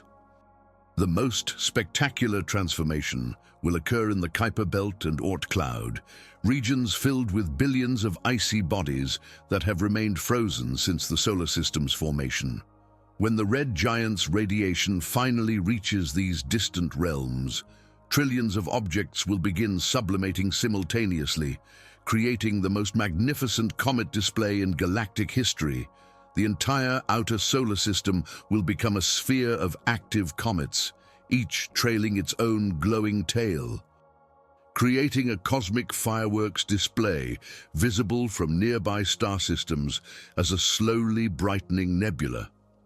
Enhanced solar winds will strip away whatever atmospheres remain on the surviving inner planets, creating spectacular comet-like tails of ionized gases that extend hundreds of millions of kilometers through interplanetary space. Mars will develop a tail of carbon dioxide and water vapor, while any remaining asteroidal bodies will trail streams of vaporized rock. The radiation pressure from the red giant will become so intense that it will literally blow interplanetary dust out of the solar system, cleaning the space between planets for the first time since the system formed 4.6 billion years ago. Previously dead moons of the outer planets will suddenly come to life with volcanic activity as solar radiation heats their cores for the first time in their existence. Worlds that have been geologically inactive for billions of years will develop volcanic hotspots, creating new landscapes shaped by processes that never operated during the solar system's stable period. The enhanced solar magnetic field will create permanent auroras on every world with any trace of atmosphere, transforming distant planets into glowing orbs of colored light, visible as distinct points of illumination to observers in neighboring star systems. As the Sun continues losing mass through intense stellar winds, eventually shedding 28% of its original mass, the gravitational dynamics that have kept planetary orbits stable for billions of years will break down completely. Orbital resonances between planets will collapse, moon systems will destabilize, and planetary orbits will slowly expand as the Sun's gravitational influence weakens. The carefully choreographed gravitational dance that has characterized our solar system since its formation will dissolve into chaos as worlds drift away from their dying star. For the first time in their existence, the outer planets will experience seasons caused not by orbital inclination, but by the red giant's variable luminosity, as the dying star pulsates with 30% brightness variations every few decades. Worlds will cycle between relative warmth and extreme heat in seasonal patterns lasting decades instead of months or years. These stellar seasons will create entirely new weather phenomena on worlds that have never experienced significant temperature variations. Eventually, As the red giant phase progresses and solar luminosity continues increasing, even the most distant surviving planets will become superheated and sterile. Every world in our solar system will transform into a version of hell, orbiting a star that has become unrecognizably violent and unstable. These cosmic orphans will spend their remaining existence as barren, overheated rocks circling a dying star in a solar system that bears no resemblance to the stable, life-supporting environment that existed for billions of years. They will await the final stages of stellar death that will determine whether they survive to orbit the white dwarf remnant or are destroyed completely in the coming stellar catastrophe that will reshape our corner of the universe forever. After consuming Earth and torturing the surviving planets for hundreds of millions of years, our Sun will enter its final act. The radiation pressure from the red giant's core will finally overcome gravity's grip. And our star will violently eject 80% of its total mass in concentric shells of superheated gas expanding outward at 20 kilometers per second through space. This isn't a gradual wind or a slow leak.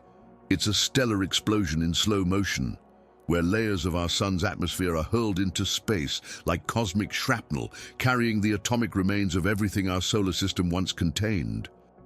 What remains of the sun's core will collapse into a white dwarf star, roughly the size of Earth, but containing 600,000 times Earth's mass. The resulting object will be so dense that a single teaspoon of white dwarf material would weigh 15 tons, equivalent to 3 adult elephants compressed into a volume smaller than a sugar cube. This stellar corpse represents matter in a state that doesn't exist anywhere else in our current solar system, where electrons are crushed so tightly against atomic nuclei that normal chemical bonds become impossible. The ejected stellar material will form what astronomers call a planetary nebula, a name that has nothing to do with planets, but reflects the telescope views of 18th century observers who thought these cosmic bubbles resembled distant worlds. This nebula will expand like a cosmic soap bubble, eventually reaching 2 light-years in diameter and becoming visible to alien telescopes in nearby galaxies as an ethereal ring of colored light. The nebula will glow with spectacular colors as ultraviolet radiation from the white dwarf core ionizes different elements in the expanding gas. Hydrogen will paint the nebula red, oxygen will create blue-green hues, and nitrogen will add deep crimson tones, creating a permanent cosmic aurora that celebrates the death of a star. Within this beautiful stellar funeral shroud, atoms from Earth will mix with solar material ejected into space, carbon that once formed the backbone of DNA, oxygen that once filled human lungs, iron that once flowed through the blood vessels of every creature that ever lived. All will be scattered across trillions of cubic kilometers of interstellar space as part of this expanding nebula masterpiece. The white dwarf remnant will burn with a surface temperature of 100 degrees Celsius, 20 times hotter than our current sun, but it will be so small that it will illuminate only 0.05% of the volume that our star currently heats. The surviving planets will receive only 1/20th of the energy they get today. Any worlds that survive the red giant phase will become ghost planets orbiting through a cosmic graveyard, experiencing an eternal winter with surface temperatures plummeting to 230 degrees Celsius. These planetary zombies will circle the white dwarf like frozen monuments to a solar system that once bloomed with warmth and life. The expanding nebula will create an ever-changing sculpture of gas and light over 50,000 years, forming complex structures of filaments, knots, and cavities carved by stellar winds and magnetic fields. This cosmic art installation will evolve continuously, creating patterns more intricate than any human artwork as physics paints with the elements of a dead solar system. The heavy elements forged in the sun's interior during billions of years of nuclear fusion, carbon, oxygen, neon, magnesium, will be released into the galaxy, enriching interstellar space with the raw materials needed for future generations of stars and planets. Our solar system's death will seed the cosmos with the building blocks of worlds yet to be born. The nebula's expansion will create shockwaves that compress nearby molecular clouds, potentially triggering the collapse that forms new stars. In this cosmic cycle, stellar death becomes stellar birth, as the violence of our sun's demise provides the energy needed to start the formation of distant solar systems. Within 100,000 years, the nebula will disperse completely into the interstellar medium, leaving only the solitary white dwarf as a cosmic lighthouse that will continue shining for trillions of years, far longer than the current universe has existed. This stellar ember will outlive galaxies, outlive the formation of new stars, outlive almost everything else in the cosmos. The white dwarf's extreme density will create a state of matter governed by quantum mechanics, where electrons exist in a degenerate state that prevents further gravitational collapse.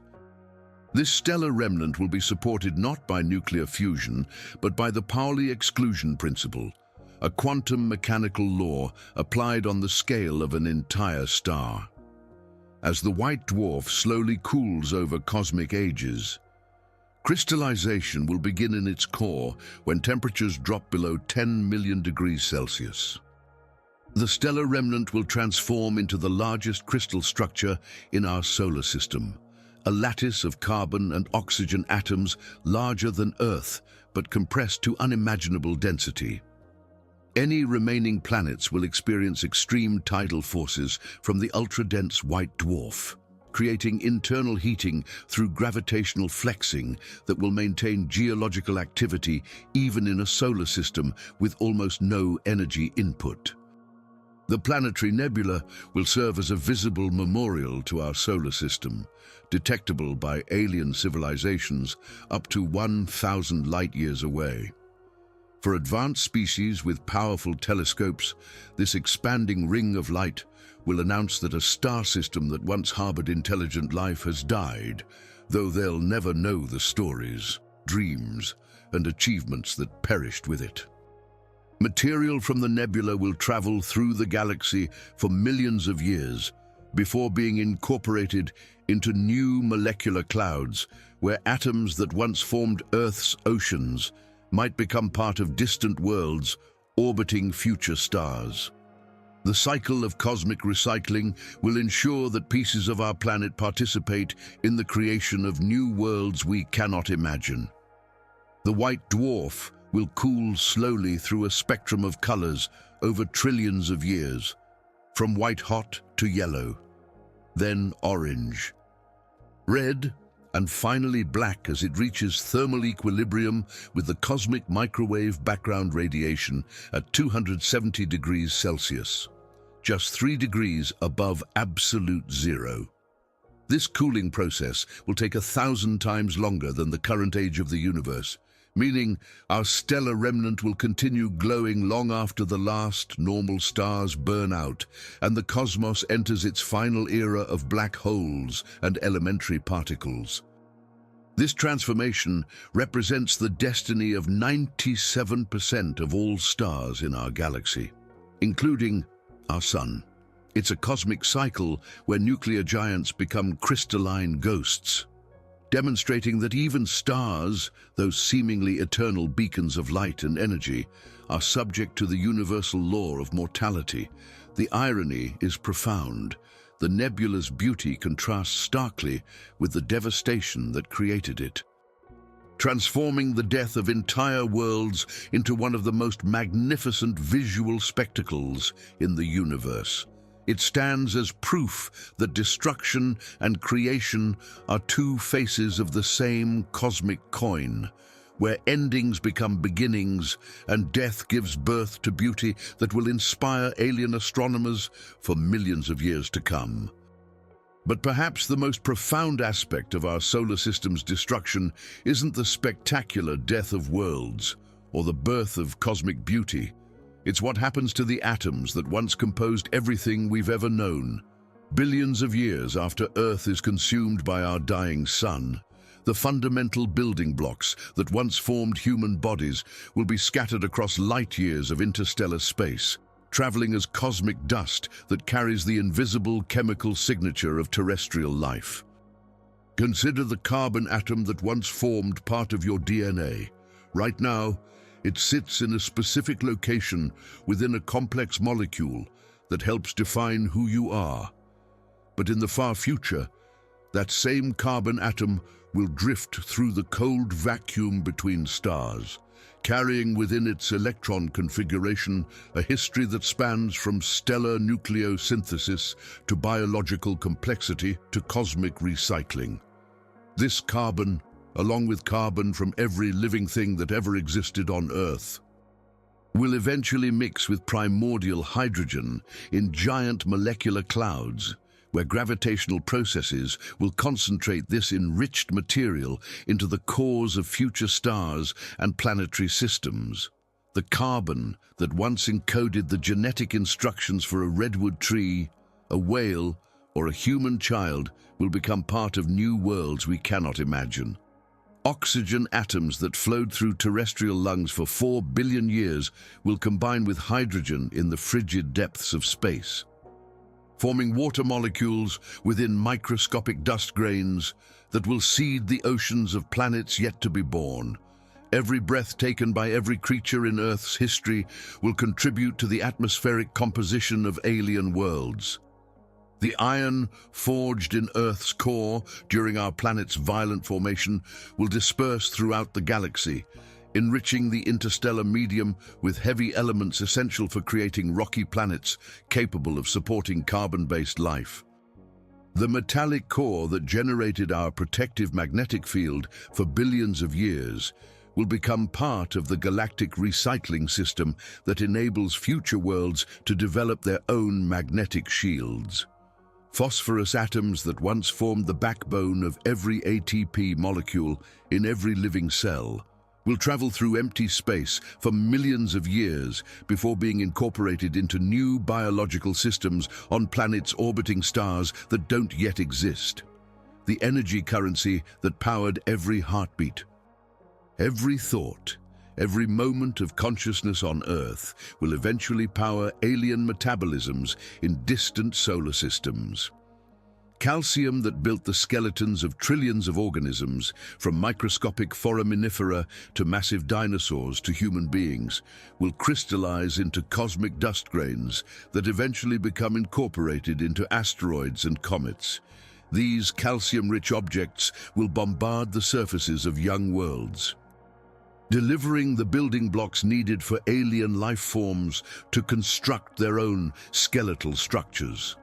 Nitrogen that formed proteins in every form of terrestrial life will disperse into diffuse nebulae, where cold temperatures allow the formation of complex organic molecules floating freely in vacuum. These molecular seeds will drift through space like biological spores, waiting to be incorporated into new planetary systems where they might trigger the emergence of life. Even the radioactive isotopes created by Earth's biological processes will continue their slow decay in interstellar space, releasing energy that provides microscopic heating to gas clouds and contributes to the complex chemistry necessary for forming prebiotic molecules. The radioactivity of ancient life will warm future cradles of biological evolution. Trace elements essential for life: cobalt, zinc, selenium, that functioned as catalysts in terrestrial enzymes, will spread through space like cosmic seasoning, enriching future chemical recipes that create new forms of life in alien environments.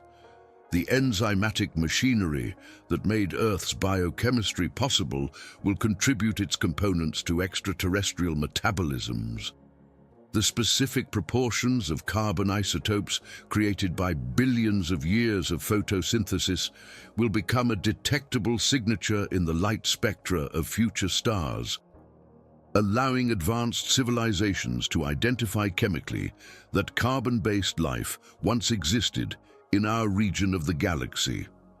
Our biosphere will leave a fingerprint readable by alien scientists long after Earth itself is forgotten.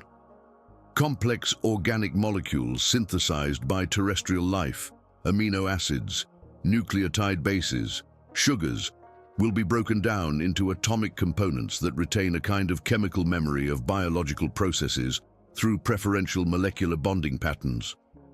The atomic-level organization created by life will influence how these elements reassemble in future environments. Water molecules that once filled Earth's oceans will disperse as vapor in nebulae before condensing into ice within comets that enter the orbits of distant solar systems, bringing Earth's water to thirsty alien worlds. The Pacific Ocean, the Atlantic, every raindrop that ever fell on our planet will contribute to the hydrological cycles of worlds we'll never see. Although DNA and proteins will be destroyed as organized structures, they'll leave behind an atomic inheritance where specific elemental proportions reflect 4 billion years of chemical evolution, creating an elemental code that tells the story of Earth's biological history to anyone sophisticated enough to read it. The binding energy stored in organic molecules will be released gradually through slow chemical reactions in space, providing microscopic amounts of heat that facilitate the formation of organic compounds in cold cosmic environments. The energy that once powered life will help create conditions for life's emergence elsewhere. The chemical complexity achieved by Earth's biosphere will establish concentration gradients in local interstellar space, creating enriched regions that favor the development of prebiotic chemistry in future molecular clouds. Our planet's death will create cosmic nurseries where life might emerge more easily. Unique isotopic signatures of terrestrial biological activity will remain detectable for billions of years in meteorites that eventually fall on distant planets, carrying physical evidence that complex life once flourished in our solar system. Future alien geologists might discover these meteorites and realize they're holding fragments of a world that once bloomed with consciousness. The elemental diversity created by Earth's biosphere, the result of 4 billion years of metabolic processes, will be redistributed across galactic volumes, statistically increasing the probability that life will emerge simultaneously in multiple locations throughout our region of the Milky Way.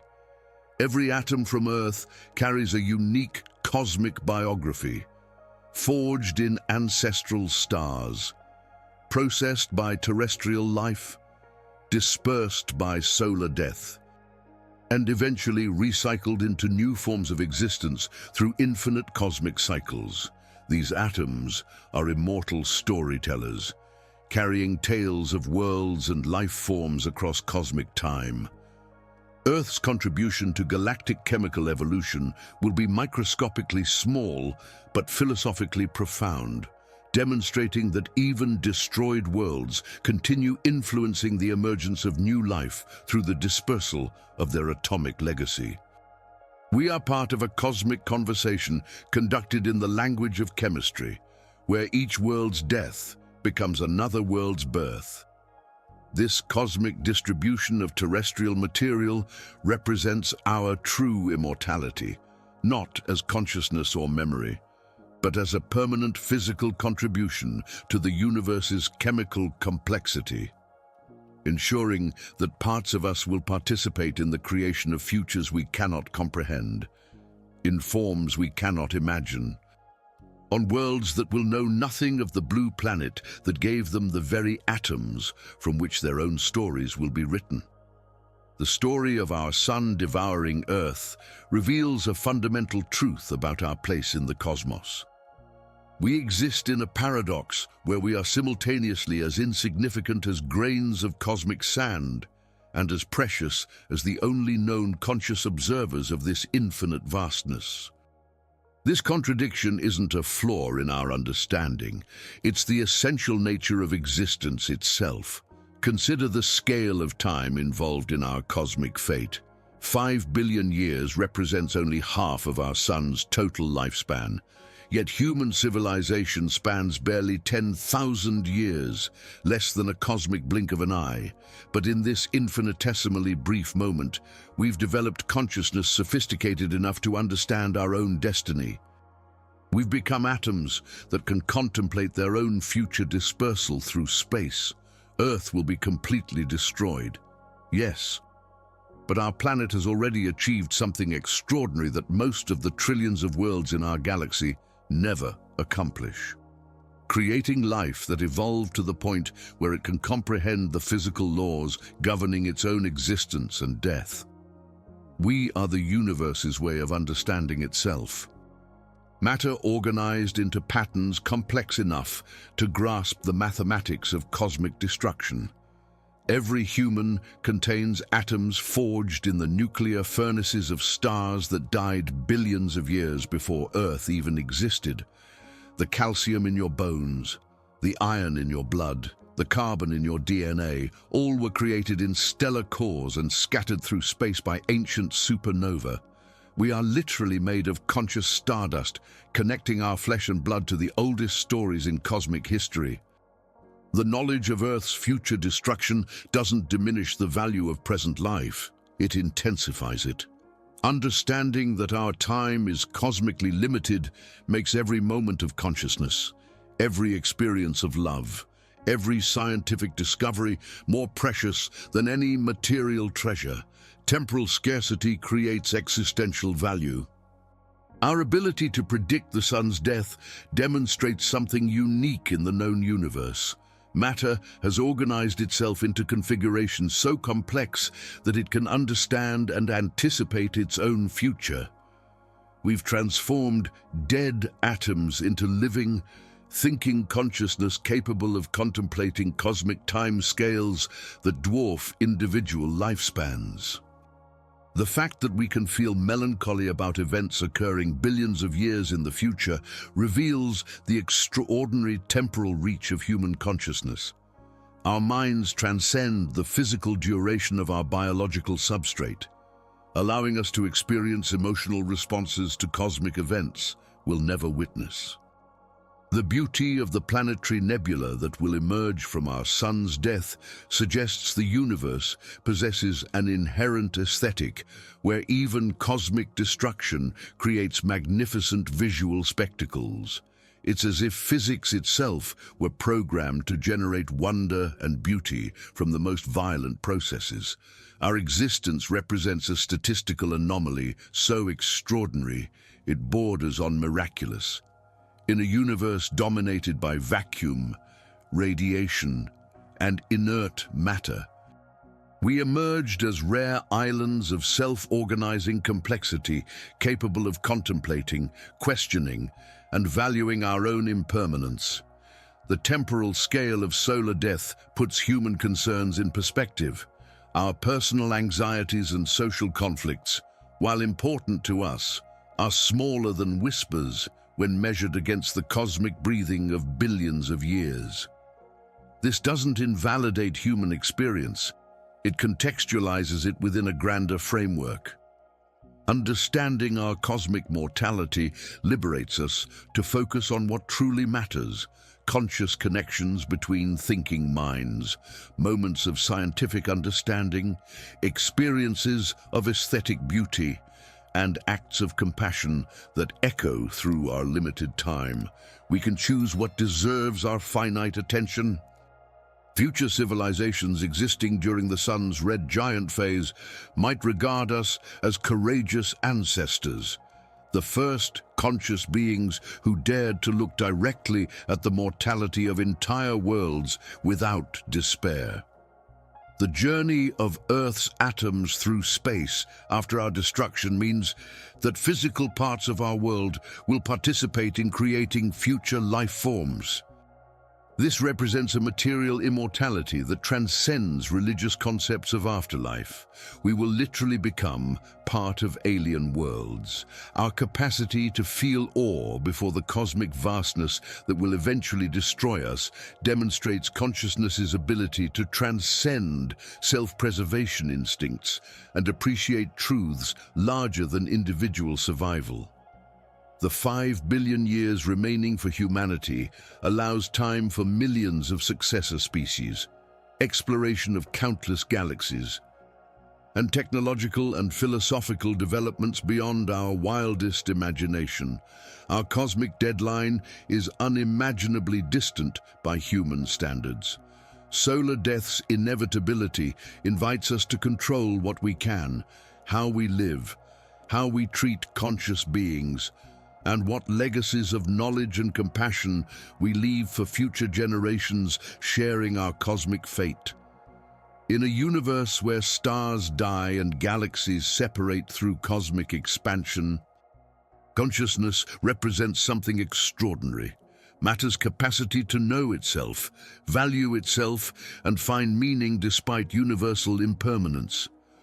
Our physical smallness contrasts dramatically with our mental vastness.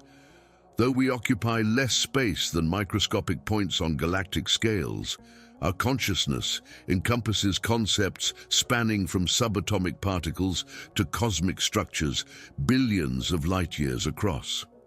Finally, understanding our solar destiny liberates us to live with proper perspective. Human problems maintain personal importance while we simultaneously recognize our participation in something far grander. The extraordinary cosmic adventure of atoms that became conscious of their own history and future in the infinite cosmos. And that brings us to the end of our journey for today. If you're still awake after all this, I guess the video must really be good, if you enjoyed it. I'd truly appreciate it if you could leave a like and subscribe for more videos like this to keep the experience going. Click and watch the next video that's popping up on your screen. I'll see you there. Until next time.